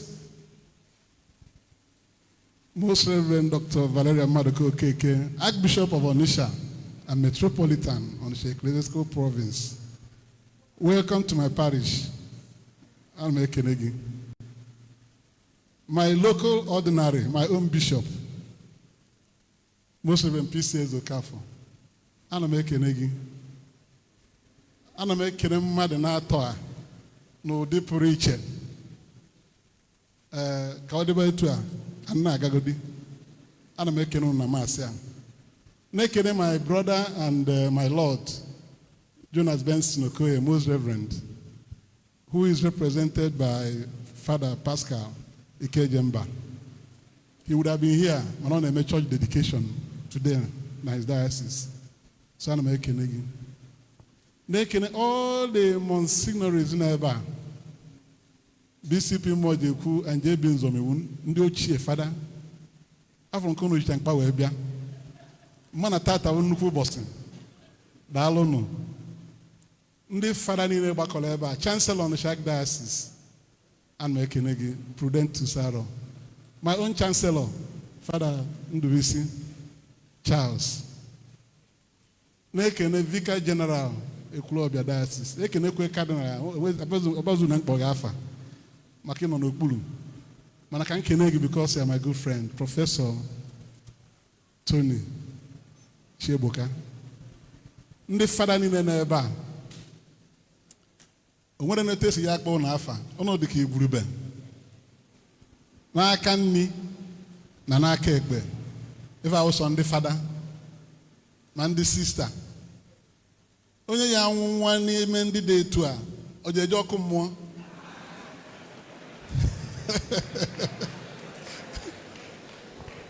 Unu na-anya ebe a.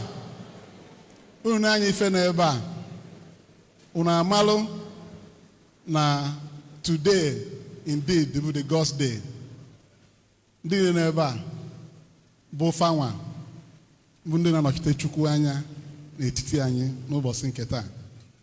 Nya biko ana m ekene unu ndị fara niile, ndị sista niile n'ebe a. Ana m ekene unu niile. Ana m esekpulu na anyị wee na-enye unu ekene n'ụdị pụrụ iche.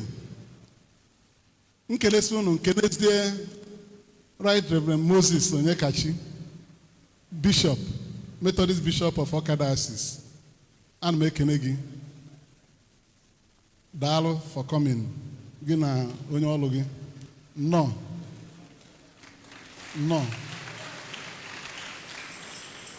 After my friends in the Anglican Communion, from Canon Emmanuel Onyemechi, Parish Vicar of St. Mark's Anglican Church, Ifite Aguluzigbo. Ka my parish in Anglican Communion. Na parish na n'obodo a. The nekene Canon Obiekwe na nwunye Mama All Saints ka ndị All Saints Anglican Church Aguluzigbo ana ebe a.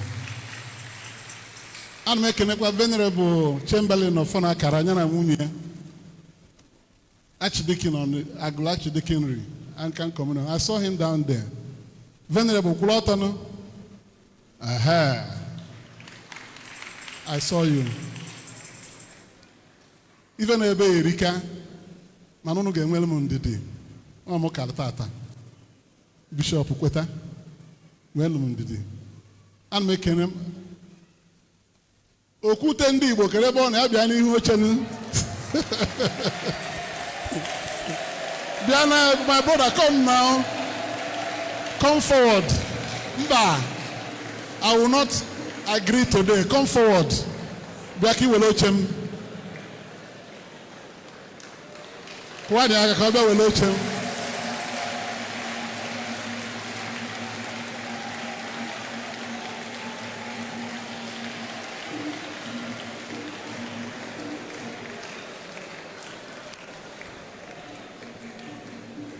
Gaba. No. Gaba. No, leave him. Yeah, come this way. I'll give you my wife today. Malaba. That's a rightful position. Okute will go here. Onkabo enthronement. Ki will ochegi. Aname kene Mama Anambra, Her Excellency Denve Tiaba, former Governor Anambra State. Nekene His Excellency, Dr. Creme of Okeke, former Deputy Governor Anambra State. Ndị ahụ ndị nke m n'ụtụtụ akpọrọ na m few calls hala ndị ebe a. Ana m ekene mama ọ ga-adịle mma. At over 80, you are still like a young girl. Continue to wax on. Daalụ. Ana m ekene let me go to JESCO before I come to my colleagues. Chief Joseph Ezeokafor, Chairman JESCO Group, and his wife. Obialoka by 9:30. Umure neba.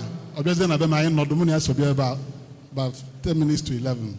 Dalono, you are special friends of mine. God bless you. Nekene Senator Tori Nwoye, Ayakan Sube. Senator representing Anambra North Senatorial District. My brother, you're welcome. Honorable George Ozodinobi Bezimako, Asimunye Menogo, Ubogram Oke, Deputy Minority Whip, Federal House of Representatives. Now, you represent me, and I turn around to represent you on a larger scale. Representing Onitsha Njiko Kaduniko Federal Constituency. Honorable, you are welcome.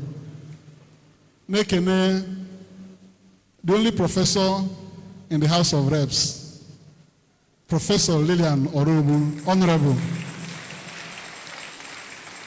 Adadi Ebubeno Mwawulu, member, African Parliament, Pan-African Parliament, even the honor Swozbo, you are welcome. Honorable Peter Nekwe, where are you? I saw you. Mark P. Yes, you do Emeka. Oh, you are the last. You would have followed our leader to come forward. Anmekenegi, you do Emeka, Honorable. Welcome, Onitsha North and South. All the members of the State House of Assembly here present. I saw all of you. Henry Mbachu, Ekenezi ndị ọzọ. Nkechi Ogbuefi, Honorable. Inoskwe Akwụlọtọnụ, Anyanwụ, Daalụ. Fred Ezenwa, Justice Azuka, and Jude Umenya Diego. These are my members of my party in the House of Assembly. And Ekenunu. To the stakeholders and stalwarts, Chief Valentine Ozigbo, Ezego, Amesi. The Chancellor has introduced you already as a governorship aspirant in Labour Party. You are welcome. Nekene Chief Batumwebe engineer. Opunu Gobanyagi. Kandi Madasofu Kwegi. The Labour Party are in there. There are so many people here. Ndigwe neba abondi Igwe nesoma danime imomi if it is necessary. The chairman Anambra Central Senatorial District Traditional Rulers Council, Igwe Neni, Igwe Demian Ezani, Anme Kenegi, Igwe Chijoka Abacha, Anme Kenegi, Igwe Ezo Hazuru Nye Nichida, alias Chalisco, Igwe Anme Kenegi, Ezu Dogo. The Igwe Nkemo, Madianam, na nwunye Ezenebo the second, the third na Akweze.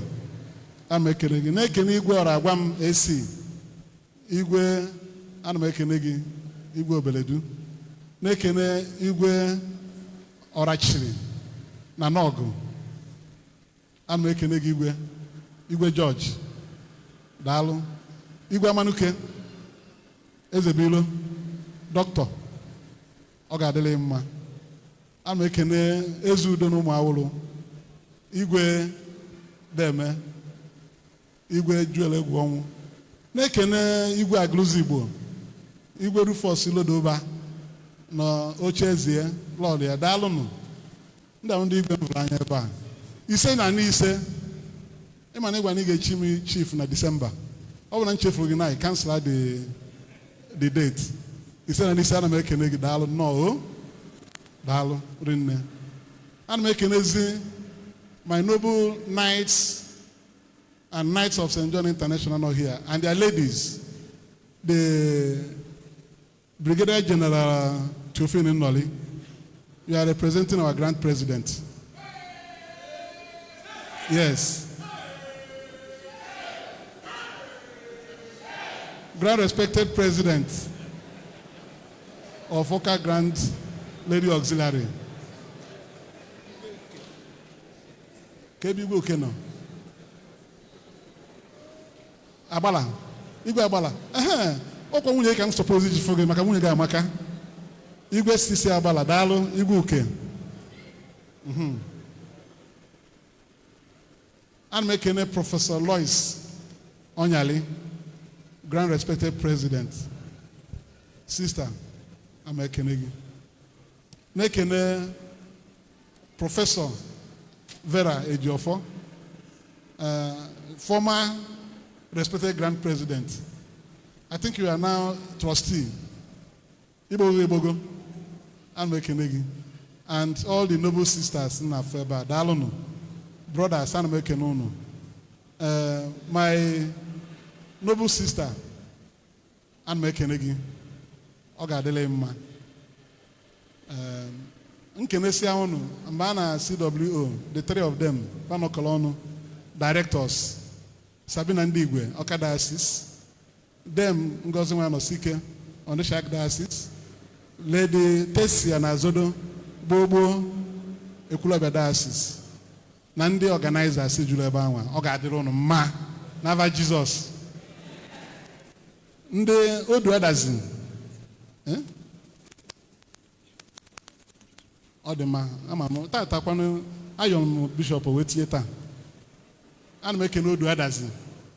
Mark Ugumba, Dalo, Professor Ken Wogo and Munye Ujumogo. Ndebe Erika, Obiora DBS were my friend for 40 years. And make a negi. Ndi mwezi obodo ayi nea, Chief Ernest Anyeche, Urimini Echendo, Kunya Kifaka. We are quarter. I'm an editor. You must stand up. Urimini Echendo.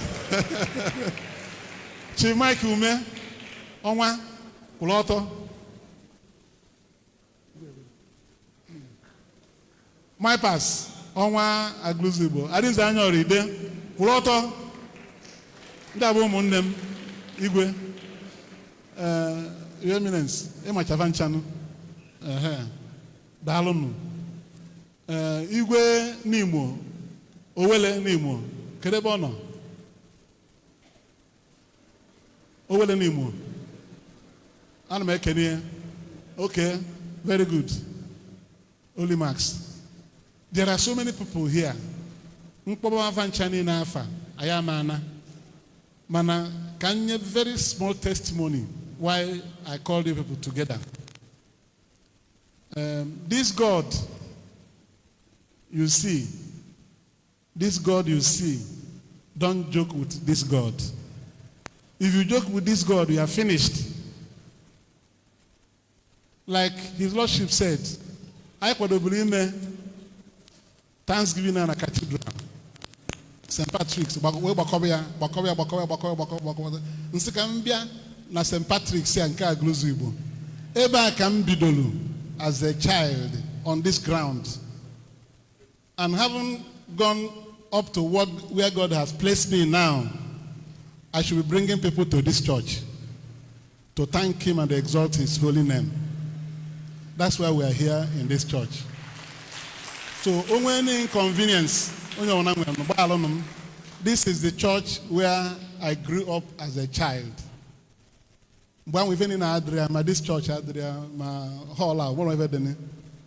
But I served God with my parents through here, and I got to this age. And I'm making Madina Jan, Ejisin, Ukeji, and I'm making wherever you are. Afu Nambido. So I'm making Idaglo. Dalo, Brokwan Chifu. No kai konu bi onya bialo. As in before this congregation here, I will stand to tell you the goodness of the Lord. If you are doubting God, better change your ways. I was at the church yesterday, Holy Trinity. My brother Idu Emeka gave testimony, and he spoke about God. That God is the God that created heaven and earth, created all of us, created everything that there is. And unless you revere him and respect him, you are doomed. Very never faithful. So I thank you, Venerable Onyekachi and Soke Onyekachi, Ndinkem Dalum. Uno na azumo anwunyem. Ana m ekene unu. Udozulumba. Na fando to I ana m ekene unu, ndị committee of friends. Obiora Igwedibia. Ana m ekene gi. In the year 2022, something happened. That thing that happened resonated across the globe. And that was on the 28th of May, 2022. My party, ABGA, conducted a primary, and I was blocked from becoming the candidate of ABGA in that election. I was blocked. Use the word blocked. And when the news filtered out, God, the Almighty God, ever merciful God, activated his heart of compassion and mercy towards me. Within 24 hours, if I'm everywhere, within 24 hours, and everybody, men of goodwill, launched the greatest political rescue mission ever had in the political history of this state and Nigeria. Political rescue mission. Akonyo Nadia, my clergy, my lay people. Within 24 hours, my brother, Mr. Peter Obi, Okute,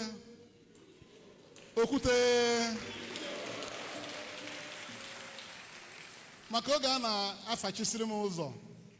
Eme calculation na nwere benge sisi pota. Na ma anagumbuka. Muna nata na mgbede bosi a muna nwunye m I know nse na ga move ko kai mo ebe ai ga eje kai gbafu n'obodo a. As I was talking, my brothers came in. Senator Osta Bonaventure Izunaso, representing UMEH'S Senatorial District. Night of St. John. Hey! You came in with another senator. Did you come with somebody? Okay.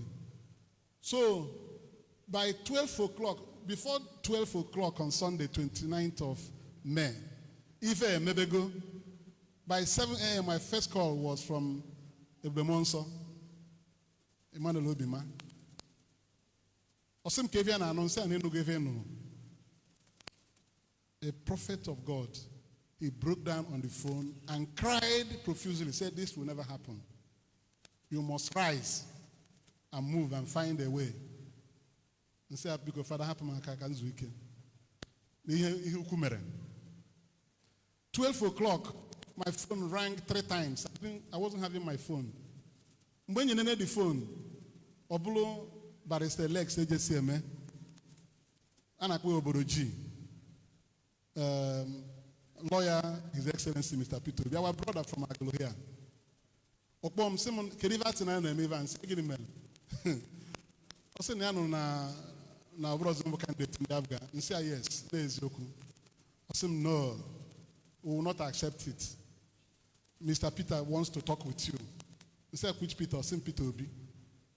Because I calculate, I'm not Peter, the politically estranged. So whenever you make a Peter. Also, my Peter say, "Mo because mo me Obi, come on Peter ba." Say, "I'm not Nenugu." But then by 7 Nabani, can we even? By 7 on the dot, he called me again. Sena Okute. The busy with convention of our plan for the next day. They will not check, but then come on, by 10 or boy again, so from 12 midnight, His Excellency Mr. Peter Obi called me.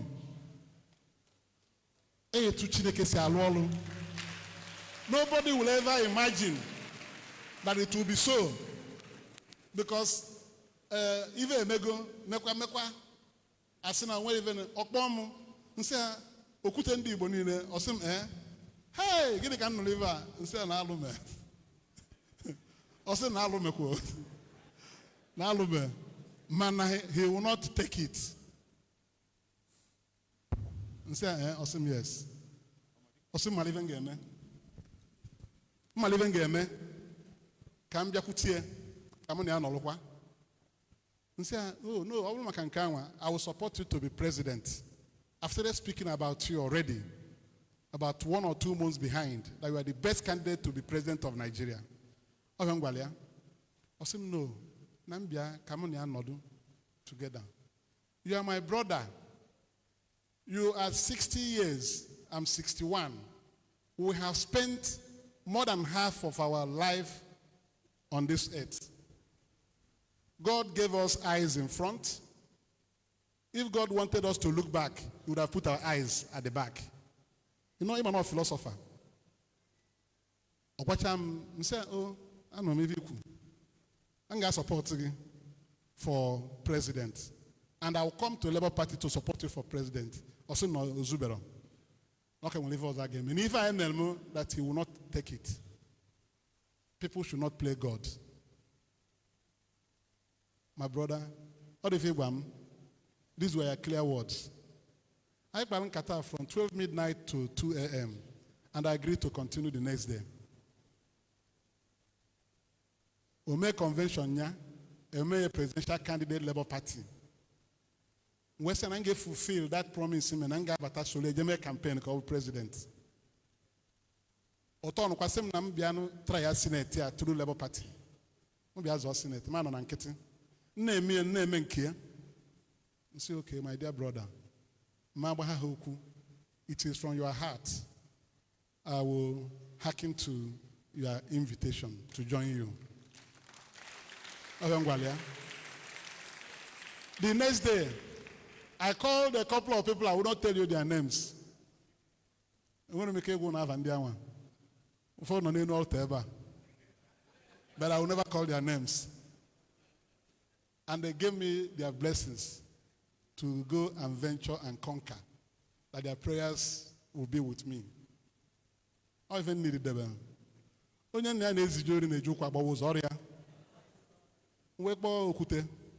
Say, I'm ready.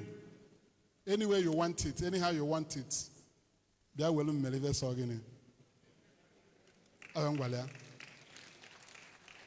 I called other people who are not here anywhere. One of my very good friends on the Lagos, I don't like Akbav anywhere. Osim gwa nwunye m ife ọbụla nwunye m gwara m na ya nọ na ya. Mkpọ nwunye nse na-ekwe ihe onye a kwuru. Osim ka efe ilo kwanụ. Nse gịnị ka ilo? Ọ nọ mụ na Peter na-akpa. Osim anụ m oge gwa Peter na ị ga-join ya. Go and join him. So she gave me the approval. And we move. The next one was to resign from ABGA. Mwekwadocha etumu na Peter Chiwekbebi ka mbata na Labour Party zo Senate mga apụ na Abgan mwe debe letter resignation the cha type cha go ayi ugboro ise or the heavy, the emotion was very heavy and very, very destabilizing. I prayed over it. And I called my brother. My brother is here, Sir Emmanuel Ibabuchi. Can you stand up? My brother Knight of St. John here. He was the chairman of ABGA in Aguluzigbo ward then. Look at him there. Yes. I called him to submit my letter of resignation. I gave him the letter. He opened it and read it. He threw himself on the ground and cried. He said, he said, no. Let me baby go. Can you just solo Peter? Can you Labour Party? Osim Kevia Matukana Ebere that he will follow me. He said, don't follow me. Because we are going on an expedition. let me carry this cross and follow Peter. Stay where you are. So that IJ, oh no walk. You know me kwan kine but I'm believing no ga walk. Osimum ban iwu no ga so wepo. Nse ayi pokwana. Obeba akwa. Emo ibabuchi. Google cha yotia. Said that it is for good. Call ya long story. Osim okay. My brother, since you've decided to go. My prayers are with you. On letter. That's how I left. Oji later anwa. Oji mo guy mechaze delivery na sinema resign in Abga. Oji later ha bia na court 10 days and resign. Para pamaka. He's here. He's no longer chairman of my brother. You are my brother for life. Oronya Aguluzigbo kebu. Whatever you separate monagi. Broke my brother night of St. John. So this is how we started the journey. Now Agazi, Lillian Orobu was actually to run for Senate. I said there's a House of Rep. Na faya nyawugi. Na Senate yavu even itieba ifuebuegeba. Now this Senatorial District is weak. But come and lap on my back. I'll carry you on my back. You get the House of Rep. Step aside. Give up that. Osumo Kenya, I surrender go. And we moved on. Ngwa Peter, say an equation to solve the problem. I made campaign like no other campaign ever done in this Anambra Central Senatorial District. We cleared the 3 House of Rep seats. George Ozodinobi, Uche Harrison Okonkwo, Lillian Orobu, and the senator here, sitting here, standing here. This was made possible with the immense goodwill of my brother, Peter Obi. When God works in mysterious ways, I started his political journey with him in 2001. Fought all the battles with him. He triumphed, we triumphed. The enemies of progress came in and separated us. And after 10 years, God said, against the wishes of people and men, that 2 of you will come together. I've told you how we reconciled on the phone that we should look forward. I march on. But I'm a primary. Patrick will be Professor Konya. Look at him behind. Patrick will be. He was a primary panel chairman. Onya the turn unopposed. Makasimo. Atike I me primary with Tojo Samba. Amana Hemozo. Nanken Kasini Afuta. Atobahanya. Then when you can put the so because no one can have unopposed. Can we can make it on? Or if I do a settler internally. He nominated me. I made a speech that day. It's recorded. I said, above all things that God has done for me today, none is greater than the reconciliation I've achieved with my brother Peter Obi. All day are they? Because my disagreement with him was uncalled for. When we were in a seminar on the Madam Jani, once you are a governor, people who will come and color your eyes will come and tell you to kill those who helped you to ascend to the power, to the throne. Only my pastor, is my brother. Peter. So when we're at that beginning, that can't catch even in before we go to the battle. By the way, the battle.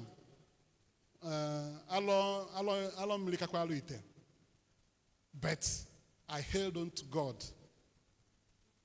We prayed every day and asked God to be our battle axe. And I can tell you, God did things I cannot explain here. Every inch of the way, God was there. There was no money to do a lot because I'm getting them 200 and something million in a primary or work. Lay properties or work. God started sending people, destiny helpers. Some credit, credit line, 350 million. 350 million. Others, help, even from left, right, and center. Jesco, my neighbor, since 1997. Only my brother. Ondo den liakwam chowa mozugbo. Sin well nka jeti. Etu akototonde madisime. Ma kpobacha even na afa. But I want to tell you that God will never leave you if you trust him. Hey, the election. No, my Lord, on 19th of February last year, we dedicated Our Lady of Perpetual Church Advent of Fathers. You did the dedication. Church in law. 19th February. Election was 25th February. By then, they go to the court to disqualify him. Mbolina na boyfriend ndi na eba. Onye ona na eba. Aka ndi ma aka ekpe. Even agwa mbiko malive ye me judgment ya. See malive ye me judgment ya. Ki ije be na eje. On the day I dedicated the church, I cried at the altar of God. My sisters in the night of St. John Neba, Mandu Woke, when you want to be at that place, Manam Belakwa, we one. One, Buchukumwa, Jesu Christi. Three, Buchukum Monso, Wenkawa. Because of Naidia so, Maria, Odezuribo. All Thanksgiving me here. These were my anchors. Can they make an abakiriana come and turn away and tap? Turn it allow for can sit Ayaka. But God delivered all of us. God delivered all our labor people in Anambra State who won an election. We are grateful to God in an exceeding way. When it falls on, I've been in Anambra State. My Lord, party there by the chichen. Peter will be in a labor party. Money also. What I never done yan dia. Yan do to I nine. If I do konyo on a malatives wedding, Bokonyo on a nine Lieutenant Chineke no. Once you remember God, there will be nothing to stand on your way. Secondly, I have never spoken against the government here in the States. Anything. Because the governor himself, I was very pivotal to his becoming governor here. I will never work against him. I can't speak against him. But God decides who will be governor at the right time. If a Chineke kulugeme, and a Chineke kulukange sonye we need good government. I have always worked for good government in Anambra State since 1998. I come on Peter Jueta government. After long struggle and 8 years, he performed exceedingly well. He turned the state around. I remained there. Nyaka, the state na government. Even at every temptation, I've refused money to ensure that this state na government. Oyen kena chiketa. Obu honye kuya muti efue. Ebum campaign yenisi. Loyal coalition agent na INEC. Deliver anya. Even men were me. Obu not the chukumma. Obu not the chukumma. Man eba. Odro chukumma chineke wedo meba. Odro chukumma even memu. Ingratitude is a cardinal sin. I learned it from his grace. Gratitude. Gratitude. Gratitude. You must show gratitude to people. Mba, don't whine it. I know why you are whining. Even you kuebo kono malebe no.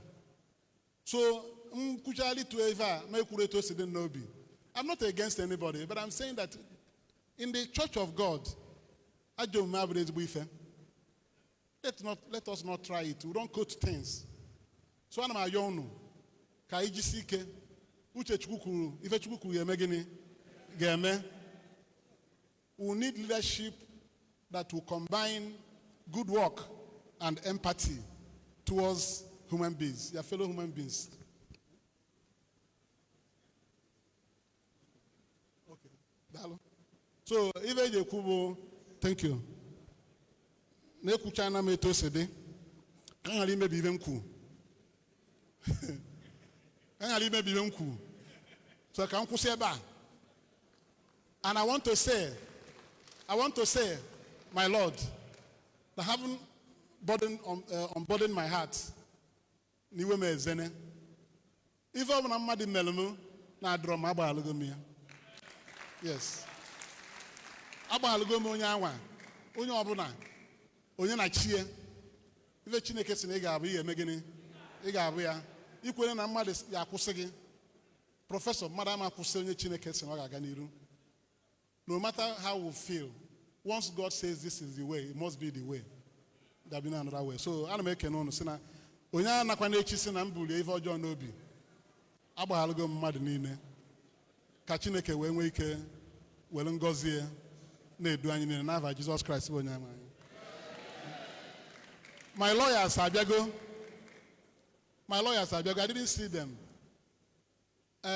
After thanking God and thanking Peter, whom God used to open the door for me when they shut it, I'll thank Barrister P.I.N. equal to Chief P.I.N. equal to SEN. Kerebono. Omudo. Kekwenia. Omudo has been my lawyer, schoolmate from the university. I'm a second time. Omudo Buyabo lawyer since 2005. I have never lost any case because of Patrick Ikweto. I've never lost. Although I'm not ordinary, okay, we near. Owelu na nke afabialo mba Labour Party. Ecclesiastical Mkpobugalafa. Unyabu lawyer and the Labour Party in all the litigations. These two persons in Okolono now. Ija Muavia motoge one accident. They combined to fight all our legal battles and won all of them. Equal to this brief here, Anamagoya. Ochaya Ecclesiastical Begosia, Anamagoya. Odessa Anamago. They are an inseparable case. Bolovana about join here. You will not lose. So long as Akage Quarto, Akage Quarto Swaikenani. But they are doing very well. Because God will bless two of you. God will bless two of you. God will bless two of you exceedingly. So, Mr. Obi, I want to hand over the microphone to them. Onoye, Victor Onoye, Potebawa. Your journey is just starting. Eh? Oh, my great river, impossible. First Lady Kulotono, Margaret Obi. Ogeri na mbula na niyi. Kan nkolo n'ubi onye abian. Peter, onwero zife ọzọ. Your journey has just started. Ndị party anyị ka nna agwa, I'm giving them warning. They should not destroy that party that you brought your goodwill on. That party is the party we shall use on our journey. Yes. So, party I in on this year. I'm a party. I'm a national chairman. I've got 10 years. I'm going to party. If this thing continues, I'll draw my dagger. I'm going to join the battle. And that party will be quiet. If I make that party,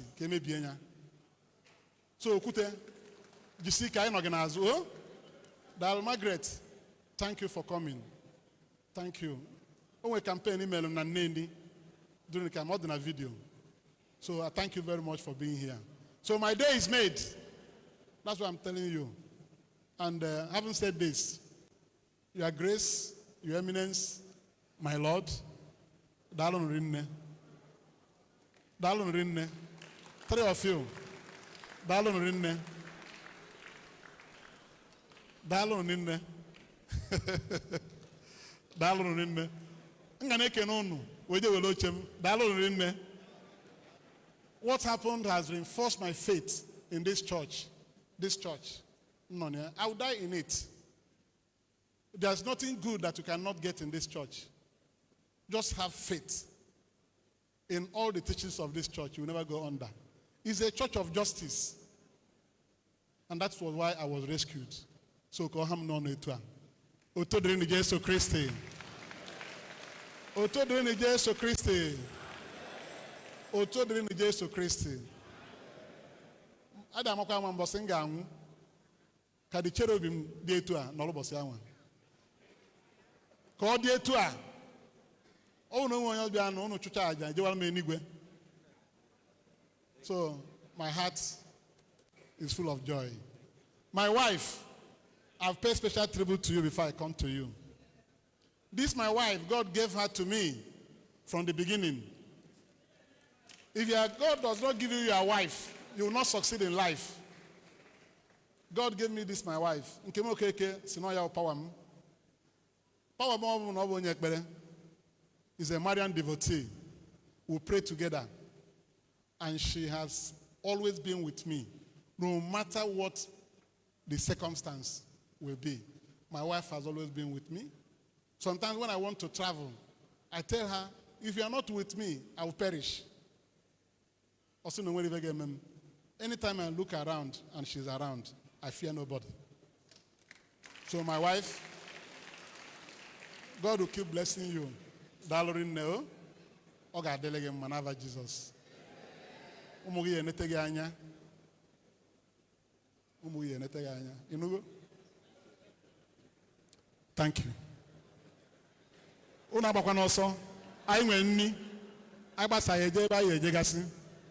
Inugo? Mmadụ na-atọ a ga-eso nje na be m, iwu ka ọ bụ. No matter your appointments. Daalụ.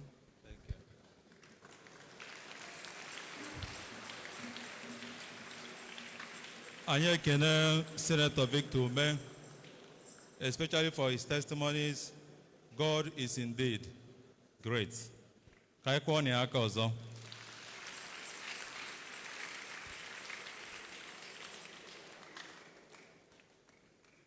Ọ bụrụ na enye ngọzi ikpeazụ, ụdị aka procession ga-esi wee gaa, sọsọ ndị fada nọ n'elu sanctuary ga-join the procession. Ndị fada nọ n'akụ na abụọ, anyị na-ayọkwu nọrọ ebe nọ wee mee unvest. Ọ bụrụ na ndị na-agba odibo n'elu ọsa gasịa, Senator Victor Ume, Okwute ndị Igbo ga-join the procession. Ndị fada nọ n'ọsa ewee sonye, ndị bishop na cardinal ewee sonyezie. Ọ bụrụ na apụọ n'ilo, Senator Victor Ume na ndị bishop ga-ese foto.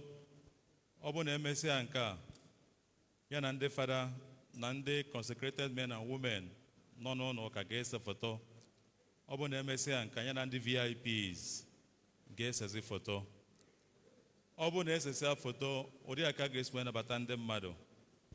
Ndị fada ya na ndị consecrated men and women ga-eje na first floor hall nke dị n'aka nri ebe a ka a ga-anọ wee nabata unu. Ndị laity niile a ga-anabata unu na second floor. Ndị night a ga-anabata unu na ground floor. Ndị VIPs niile na ndị bishop na His Eminence ga-eje na the residence of our celebrant, very distinguished Senator Victor Ume. Ebe afọ ka a ga-anọ wee nabata unu.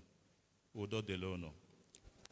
Biko ejimola na-ekene ndị kwaya, All Saints Choir from St. Joseph Catholic Church Awka, ndị kwela ikwe ka anyị kwọrọ ha aka na ha ekweka.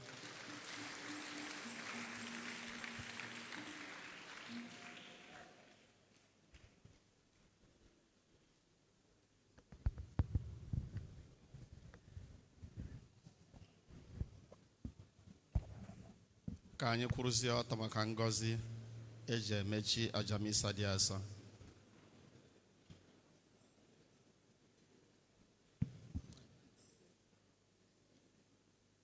Onye nwe anyị nọnyere unu.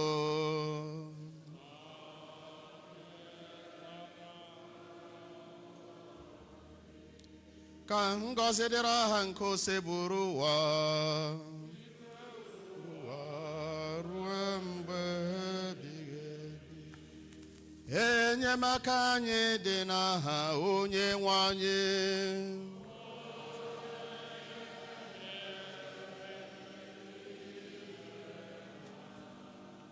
Ka Chukwu ji ike niile gọzie unu, Nna na Nwa na Mmụọ Nsọ.